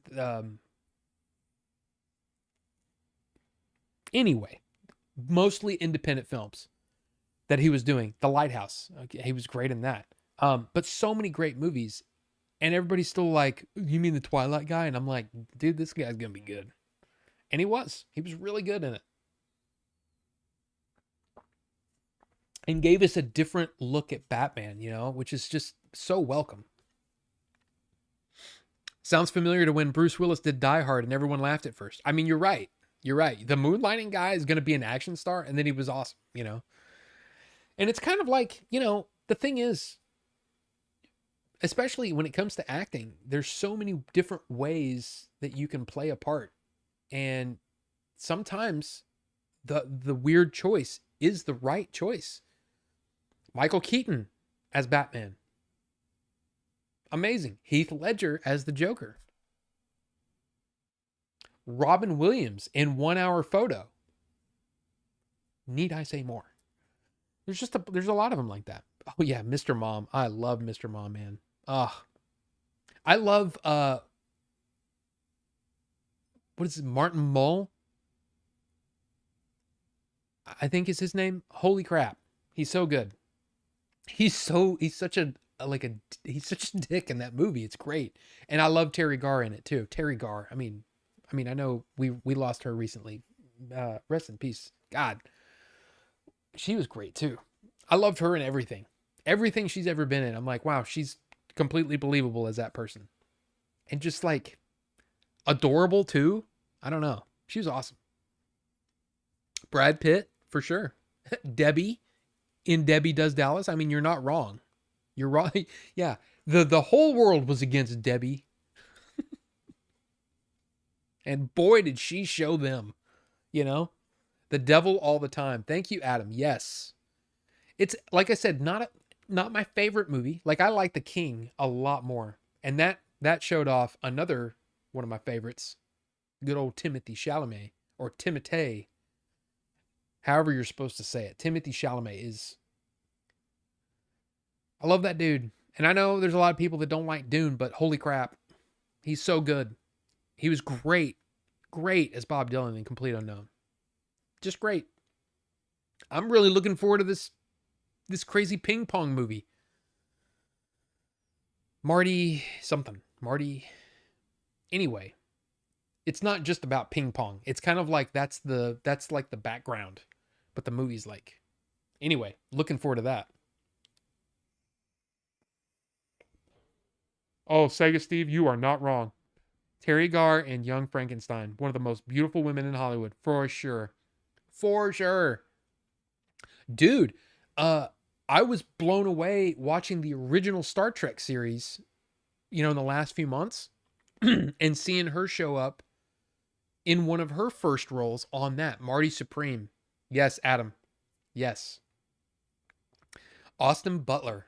Yep. But see, like Austin Butler, I like him, but I also am not quite sure of his range yet. But granted, I haven't seen everything that he's been in either. But he's definitely got that sort of that it factor, you know what I mean? That thing where you go, that guy could be a star, you know?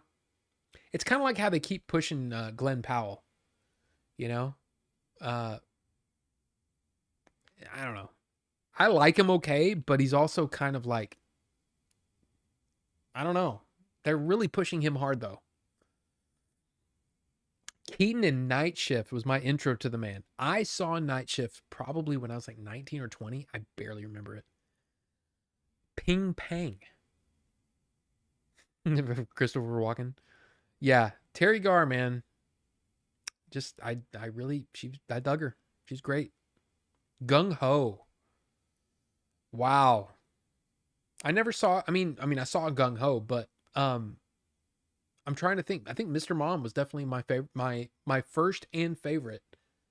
And then I ended up, for some reason, I saw Michael Keaton. I was thinking, oh, this will be funny. It's a movie called Clean and Sober. Yeah, probably like 11 years old watching that, going, I shouldn't be watching this, but I did anyway. If you want more Keaton Batman, they wrote new comics, Batman 89 and Batman 89 Echoes. Okay. I thought that was, for some reason, I just thought those were like comics, like a new novel or like a new thing on the movie or whatever. You know what I mean? I don't know. Granted, it's fine for countertops. Granted, you can afford it.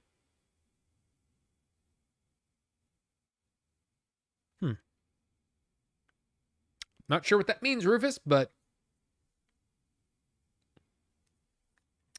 Anne Hathaway was another one. She was Disney princess type for a long time. I mean, you're not wrong. You're not wrong. And she is a pretty fantastic actress. But, man, I don't know. Ooh. Jenny Agutter and American Werewolf in London. I mean, Metal Raven, you're not wrong. You're not wrong. I'm giving that a big thumbs up. And Logan's Run, huh? Yeah. Yeah. But Logan's Run is kind of not a good movie. I find Anne Hathaway a tiny bit derpy. The thing about her and it's kind of it's one of the things I was trying to get to is that I've gotten to where I don't want to hear this it's kind of the same reason why, like, when I was really into MMA, I stopped watching interviews with fighters because you know exactly what they're going to say, right? I'm going to beat this guy. I'm going to beat him into the ground. It's going to be a slaughter and I'm the best in the world, blah blah blah. It doesn't matter what you say beforehand. It matters what you do in the octagon or in the ring or whatever, right? I don't like hearing actors talk very surface level about their work because Anne Hathaway to me comes off like a drama kid, you know? And that drama energy, like a drama kid in high school, right? You get what I mean, right? Where it's like, you're trying really hard. Can you just be yourself? Because I don't feel like you're being yourself. And that's what I get from Anne Hathaway. And strangely enough, as much as I enjoy almost everything I've ever seen of this actor, Robert Downey Jr. is the same way to me. He just seems kind of fake to me. I don't know. It's just a feeling I get. I don't know. And maybe that's like for him, it may be all the rehab and all that, because you kind of have to take certain things into account, right? I would think that psychologically his personality has to be tapered a little bit because of that, whatever. I don't know. But Anne Hathaway to me comes off like a drama kid.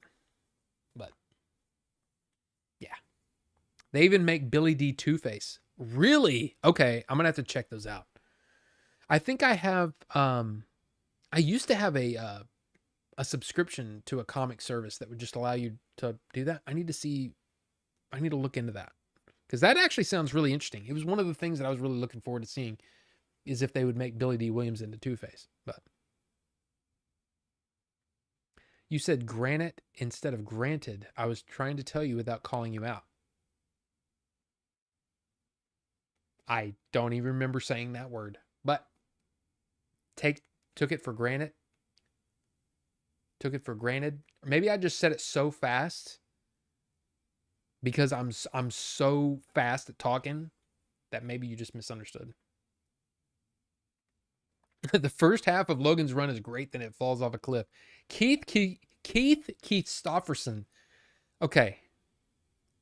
Dude, I've never seen you in here before, but that's a great name. I was just talking about Chris Christopherson earlier. Keith Stofferson is a great freaking YouTube name. That's great. Thank you. Thank you for making me smile. I like that. That's good. I was just talking about her reputation of being typecast, but showing she had range in the end. No, I mean, I definitely think she does have range, but I'm talking about personally, she comes off like a drama kid. Where it's like, can you just be yourself instead of trying to be what you think I want from you and just be a person, like a real person? That's what I get from her. I think Elizabeth Olsen is actually a really good actress, but she comes off like there's nothing going on up there. And again, I don't like saying that, as far as like, I don't want to judge, but man, she seems really like, Anyway, sorry. Tropic Thunder RDJ is peak. I mean, that's what's awesome about that is he's playing an actor playing an actor. Or he's playing an actor playing a role, which is really, there's layers to what he's doing, and it's really impressive. And I think he seriously is a great actor, but he also comes off as very, I don't know, it's just a weird feeling I get, and I'm my, whatever you call it, my spidey sense, whatever you want to call it, I think goes off because I think the rehab did some, I wouldn't say damage, but it changed his personality a little bit. And some of it comes off as very fake. I don't think he's fake. I think there's something there that's making it sound that way. I don't know. If you want to know what I'm talking about, it's actually a really interesting conversation. It was around the time that they were Oppenheimer and what's it called? Poor Things. Is that what it's called? The Mark Ruffalo. So it's RDJ and Mark Ruffalo doing an interview on each other. And the way that Mark Ruffalo acts like a man, I'm just really happy to be here. You know what I mean? Like that's how Mark Ruffalo comes across. And it's kind of endearing. If you watch the way Robert Downey Jr. talks to him and listens to him when Mark Ruffalo is saying something, it's just I'm just saying, watch that if you're interested. It may be not. But yeah, that's what it seems like to me. There's something going on there. But anyway, I just got that after you read it out loud. Goodwin Keith. Yeah, that's a great name. That is like one of the best YouTube names I've ever seen. Keith Stofferson. Brendan Fraser in The Mummy. So good. Oh, yeah. He's a dude playing a dude disguised as another dude. Exactly. One of my favorite movies of all time, but man, they could never do that again. I don't know. I mean, I absolutely agree that it probably would not work and it would probably get shut down before it even got to the set. You know what I mean? The writing of it, no, they would be like, we can't do this again.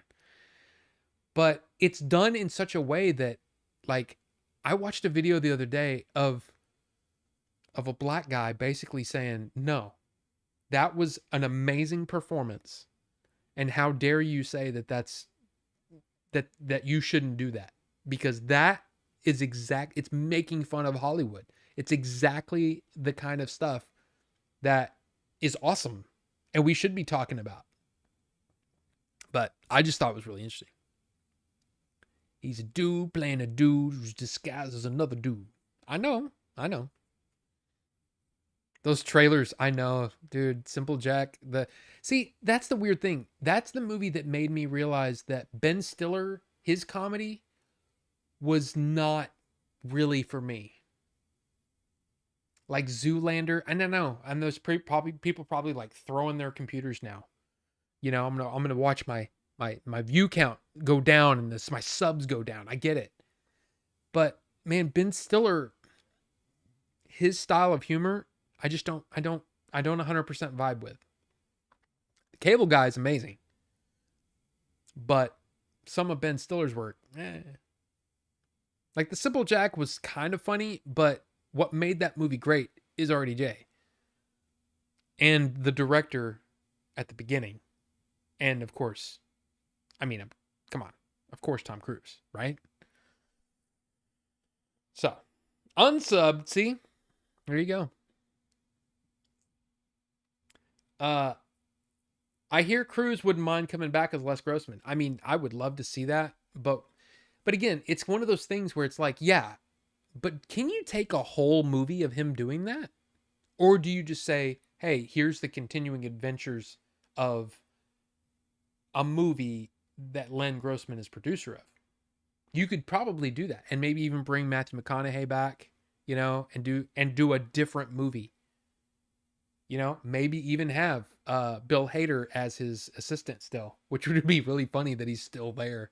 Or maybe Bill Hader's directing the new movie, you know? I don't know. There are things that you could do, but you don't want to just do a whole freaking movie of Len Grossman. It would get old. So you have to write a good story on that, and that's going to be the toughest part.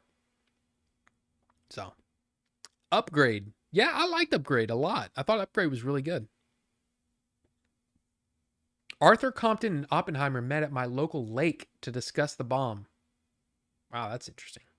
Borat's okay, you want to talk about a guy who is capable of just about anything? It's that guy. I can't remember his name. The name's escaping me right off the top of my head. But that guy is a hell of an actor. But he's also really funny. But he's just like, he's a good dramatic actor too. Why am I freezing on his name? But I love him. I think he's great. All the new Adam Sandler movies are trash. Miss the old ones, or my humor is out with him. No, I think what it is he's basically, Netflix has just given him money to make movies with his friends. and they don't really care about the quality because they're all getting paid. That's what it feels like to me. I just don't know if the story is important, you know. Never cared for Borat.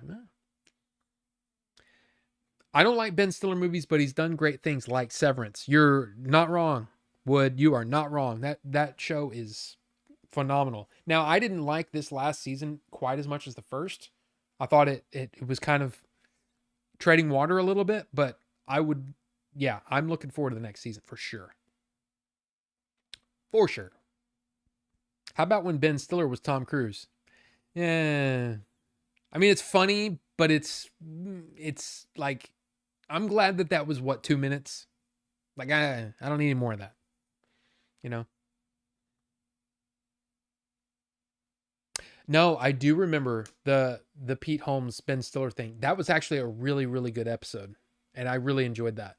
I think you brought that up to me, and you said you need to watch this, and I really enjoyed that. But I don't vibe with a lot of his humor, his style of humor, at least in that time period. I mean, now I don't know. Now he's got Severance, and it's so much better to me than anything he's ever really been a part of. Raphael, Night at the Museum wasn't. It just never. It didn't. Wasn't for me. White Chicks 2 apparently got greenlit, so anything is possible. I mean, if that's true, I don't know about that, but if that's true, holy crap. Ben Stiller does victim comedy. It's strange. It's Tex Avery style. It doesn't work anymore. Danny McBride. I'll tell you, man, and I know that, oh God, what's his name now?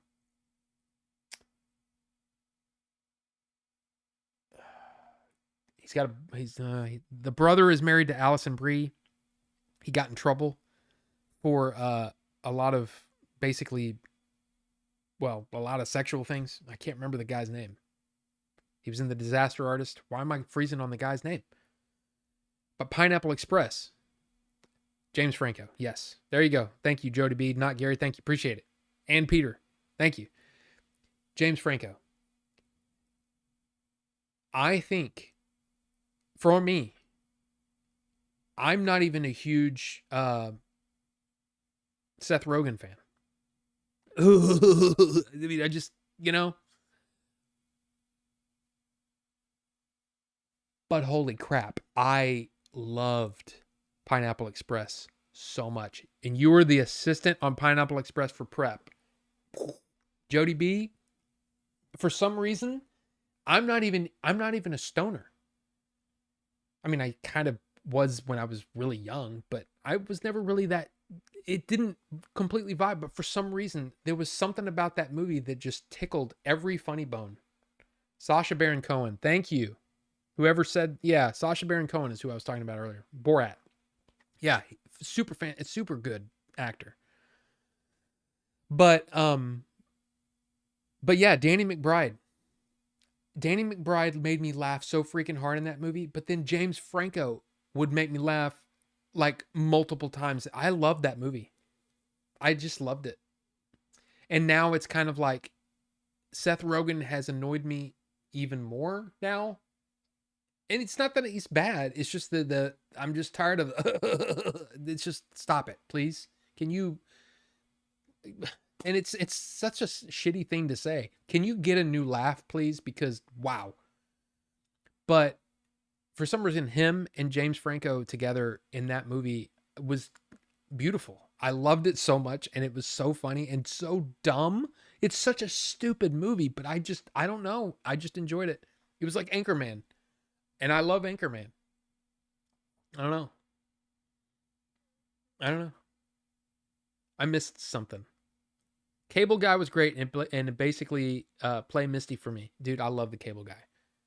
In fact, the Cable Guy is one of the movies that we were watching in rehab, Billy and I. Because I had my iPad, and my iPad was hooked to their Wi-Fi, right? And I've bought tons of movies over the years. So I have all these movies in my library. We were watching, like we watched the Cable Guy, and he kept falling asleep during the medieval times segment. Like he kept falling asleep every time. And he said, all right, let's just pick it up at medieval times. I'm like, okay. So we start medieval times, And I'm sitting there watching. I'm like, you know, and he's all like, they will kill us both. And I look over and he's asleep again. I'm like, oh, okay, well. So I just watched the rest of the movie. And I enjoyed it. But then later on, he watched Star Trek 4, which apparently I didn't realize was his favorite of the Star Trek movies. And it's still in my library as like 90% watched. So there you go. You know, because you know, the Apple TV stuff, it keeps track of your watch history. So, and it's just gonna sit there. Like I don't know if I want to finish the movie for him, you know, or take it out of my watch list. So just leave it there. I don't know. Is that weird? Probably. I haven't seen a single thing from Seth Rogen that's good to me. Well, see, there you go. You'll be first in line for the Donkey Kong movie, and you know it. Well, here's the thing. It's not that I hate him. It's just that, man, that laugh just it irks me. I was David Gordon Green's offset assistant on production. Wow, Jody B, that's awesome. The Seth Rogen movie where he's a mall cop is a great dark comedy. I never saw that one. Never saw that one. It's Superbad. Superbad was one of hey, you're going to bed? Hey, Wood. Have a good night, sir. It is pretty late there. You go to bed, and thank you. Thank you for being here, man. Sorry, it just updated and kicked everybody's thing up, so I'm trying to get caught up here. Superbad. Okay, Superbad is one of those movies that I didn't vibe with, but for some reason, I lost my freaking mind. The scene where he's talking about how he couldn't stop drawing penises, I was losing my freaking mind. I didn't, like I said, a lot of the movie was fine. I didn't hate it. And I'm actually a Michael Cera apologist. I like him a lot. But that movie just didn't work for me. But man, that scene, my God, I was laughing so freaking hard. The Studio. I still haven't gone back and finished The Studio or there was something else I was watching. Of course, I finished Alien Earth, which was kind of difficult because Billy and I were talking about it, and he was excited about, you know, getting caught up on it when he got home, and I don't think he ever got caught up. And then, but there was something else. There was something else along with The Studio that I didn't finish. I finished Peacemaker. I mean, overall, the season's fine, but I can't remember what the other one is. But I never finished The Studio. I love Pineapple Express, yeah. Danny McBride and Eastbound and Down, never watched it. I know. Rob, what the hell? I haven't watched it. Rosie Perez still had it in that movie too. I mean, I didn't realize that Superbad and Pineapple Express take place in the same city. That's interesting. Freaks and Geeks. No.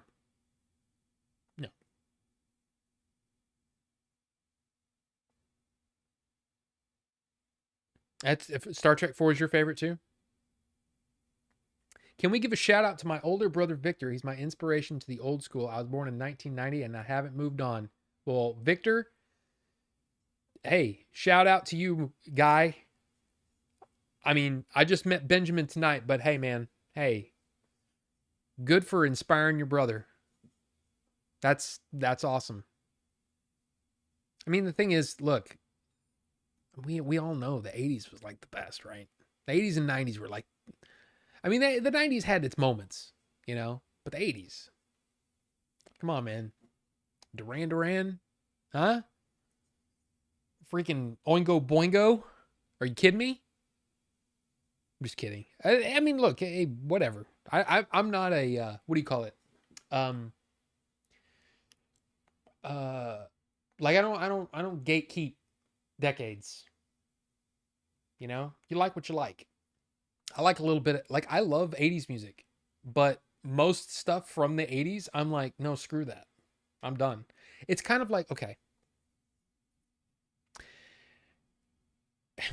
And this is why this is why I could never, even if I wanted to, I could not, should not even be allowed next to the Game Chasers channel. Is because I find retro games quaint, but I pick it up for 5 minutes and I go, huh, that was cool. I remember playing that.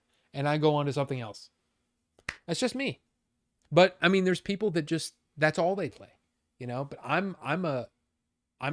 hey man, new stuff. Give me the new. But like like I even go back and try to play Mega Man 2. I used to play Mega Man seriously. Back in the day in the 90s, like Blockbuster days, I would come home and I would beat Mega Man 2. Like every day. And I would play to it 2 or 3 times and I would try to speed run it. And I wasn't timing it or anything like that. I was just trying to get good. It didn't matter what the time was. It didn't matter whatever. I just wanted to beat Mega Man 2 every day. Every day. Like I knew exactly where to stand, not to get hit on things. And I mean, I knew that game backwards and forwards. I tried to play it recently. Man, I suck at that game now. So I would have to play it over and over and over. And I'm like, I don't have that kind of time. And I don't care enough to try. So I know. But it's just weird because I like mostly 80s music. Oh, somebody asked who my favorite musical artist is. Well, it's Nine Inch Nails, man. I mean, oh, you can't really see it. Well, you see the tape. Billy Got Me, a Pretty Hate Machine, but above the Order 42 thing here, up here, is a stack of Nine Inch Nails vinyl. I have there's so much Nine Inch Nails on my shelf over here. It's crazy. And we are going really late. Our yeah. See, this is the end. I didn't vibe with that movie. It's weird. It's just weird how like certain movies just won't work for me. I don't know. Oh my gosh. See, it just updated again. Dang it. Do you guys have MySpace? My eyes are bleeding, must sleep. Thanks for playing host to a great chat. Everyone have a great night. Metal Raven. John. Good to see you, sir. Thank you. Michael Saris from the city I'm in. 40-year-old virgin. Season 1 of Eastbound and Down is so funny. It's like 8 episodes. I mean, I need to watch it, I know, but I just haven't. Not a big Star Trek fan. I was kind of surprised to learn 4 is not or was not looked upon favorably within the series. It's the first Star Trek movie you saw in the theater and always liked it. I like it too, but I didn't realize, I thought everybody said that the even numbered movies are good and the odd number movies are bad. Which I agree with 5. I haven't watched 5 since I saw it in the theater opening night. I saw Star Trek 5 in the theater opening night and came out of it going, wow, what a piece of shit that was. And then Star Trek 6 came out. I was like, oh my God. But I loved 1, 2, 3, 4. And so when people kept saying that, like, I'm like, dude, Star Trek 3 is the one where they freaking get Spock back. Like, why are you, what? It's literally the search for Spock, one of my favorite characters. And we get to see him grow up in the whole movie. It's awesome. And Savick is hot. Even though it's not Kirstie Alley. Savick was hot. So I don't know. I don't get it. I've been in better chats. Oh, well, thanks, Vinny. I appreciate it.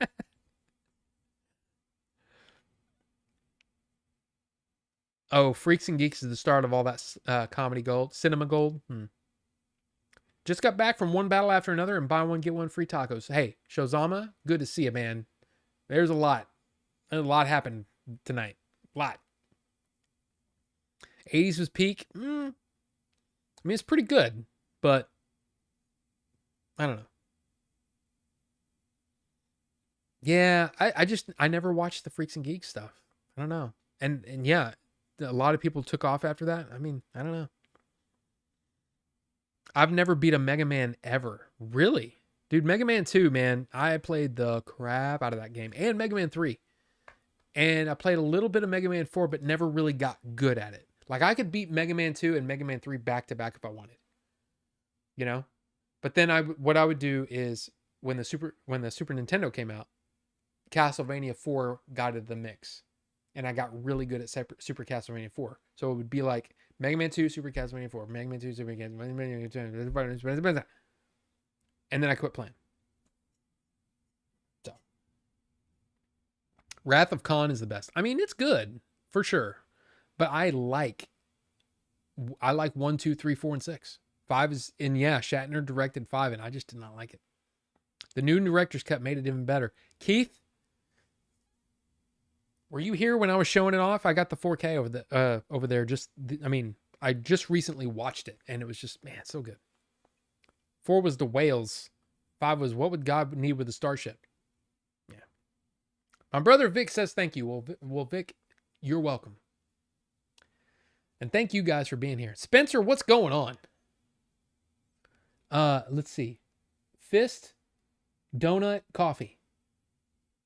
Sounds like a plan. You know what? I really could go for something sweet right now. What did you miss? Shozama, you missed the show. the whole show. So many things.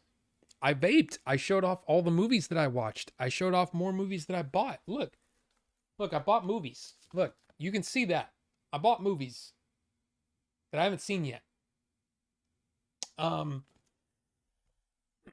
Yeah.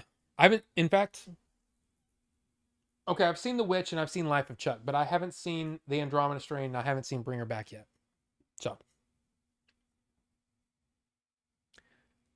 let's see. Oh my God, man. There's too many people in here. Mario All-Stars?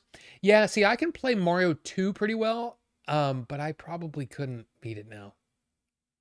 I'm too out of practice. And the Castlevania 4 is so good, but it's been a long time on that one too. What do I think of Emma Stone? I think she's a fantastic actress. But she is an odd, unique looking person, but I really like her. Like, I like her, and she's a really good actress. I mean, she's just good. So, never beat a Castlevania either? Wow. Mega Man X is my goat. I still fire it up probably once a year. I don't think I ever played it. I probably have it on my Steam Deck. Only like 5 because I was a young kid when I watched it. Just got me at the right age. Which one, Cole? Did I miss something? Dude, it keeps like I'm scrolling and I'm like, oh, I'm caught up. And then it just goes blank this. And then I have to scroll up so I don't even know what you're talking about, Cole. I'm sorry. My aunt worked at our local video store. It's my childhood copy. Oh. Lords of Shadow. I never played Lords of Shadow either. I didn't show anything other than great movies. Emma has fetal alcohol eyes. That's a weird thing. You're a cool dude, man. I want to drink a beer with you or a glass of water.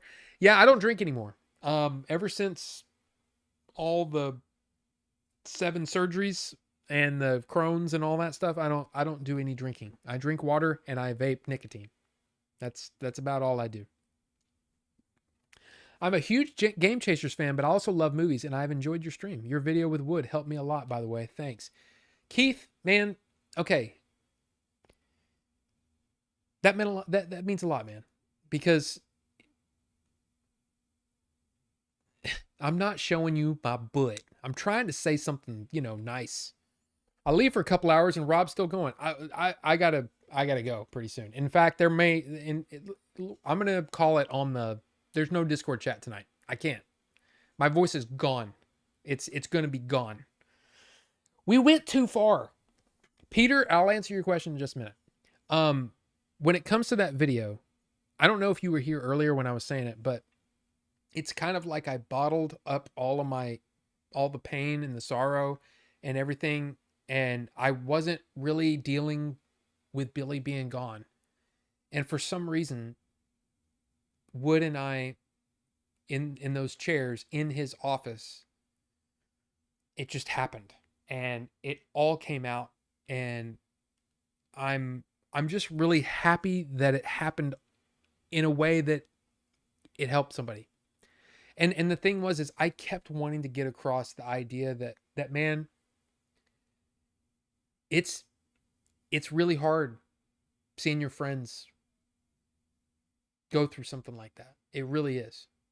But I was trying to say you really should, because they need you. They really need you. And um and again, for me, it was such a, when I went through all of my stuff, 7 surgeries in 3 years, because partly because uh not everybody came, or what it came to the visit or whatever, but a lot of it was because, man, I was going through some pretty nasty stuff. And I didn't really want everybody to see that. But it was really tough to go through that and not have that friend there to help, or to just, hey, can we just be friends for a moment and let me feel like a regular person? You know what I mean? So that's really what he needed, and I knew that, and I wanted to be there for him.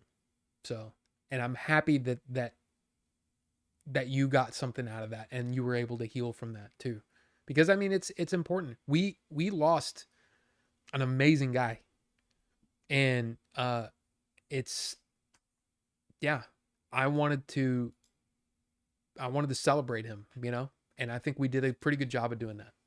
So thank you for those words. Very, very, very kind of you to say. And then I'm not going to show, but, and then what years did you work at Blockbuster? I worked at Blockbuster from 97 to 2000. And then I went back.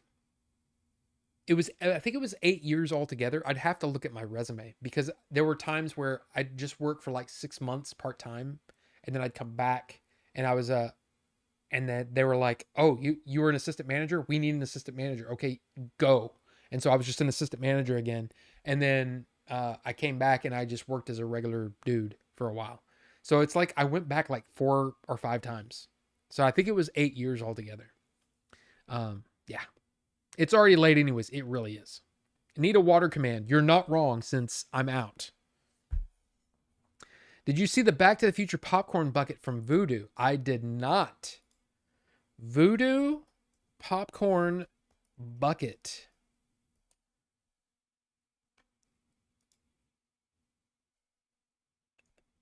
Okay, so there's Jurassic Park. Okay. Oh, is it the DeLorean? Holy crap. My stupid, well, I mean, you can kind of see it over to the left. Let me get my dumb head out of the way. There you go. Is that it? Is that what you're talking about? Because, wow. Oh, wait, something happened. What happened? And again, my dashboard not working. Not working. So, or my Streamlabs is not working anymore. They updated it, and it doesn't, all that comes through is Mac, is the sound. Oh, Keely Chow just subscribed. Well, thank you, Keely. But no, I did not know that. Hydrate, this is a threat. Oh yeah, I mean, I do have that. Where is that? Is that here? Yep. My hydration bear. I forgot. Your good friend died from COVID. It sucks. That was years ago, but thanks. Really made me question my mortality. Absolutely. And the weird thing is it really gives you perspective, and it makes you want to appreciate what you have, and appreciate the time you have, and don't wait. Which is, like I said, is the theme of the movie that Billy and I were trying to write and trying to perfect, is don't wait. I'm trying to be more Billy, and it's exhausting trying to keep up with a million people. I mean, that's for sure. I picked up that Tron Arcade last weekend when I saw the Smashing Machine. Oh, wow.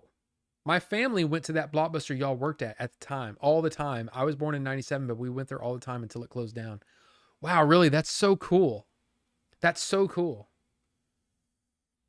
Picked up original Deathstalker on digital. The new one is out in limited release. Interesting. What is Deathstalker? See, freaking Shozama just shows up out of nowhere and just dropping stuff where I'm like, what the hell is that? Oh, okay. Okay. Yeah, it's not for me. But that's okay. Sword and Sorcery movie. Yep. Yeah, there you go. But look, guys, we've gone 4 hours. I had a really good time, and I hope you guys did too. Thank you for all the kind words. Seriously. Again, I know there are questions, but there's just, I can't answer those questions. It's not part of my place. It's not my place to talk about those things. But I appreciate you guys anyway, and I hope that you understand that. And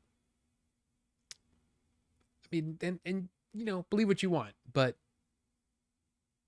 Wood was here for good reason, and I was there to help my friend, and that's really what it is. But anyway, guys, I don't know about next week. It just depends. Like I said, I've got family things to deal with. So it's going to be spotty, but I appreciate you guys. And, yeah, I hope you guys are doing okay. Dealing, because we're all just dealing right now. But I hope you guys have a good one, and, we'll see you next time. Okay. Cool. And thank you guys for picking the peanut butter ice cream, because holy crap, this is good. I'm going to have some more of it right now. You guys have a great night. Later.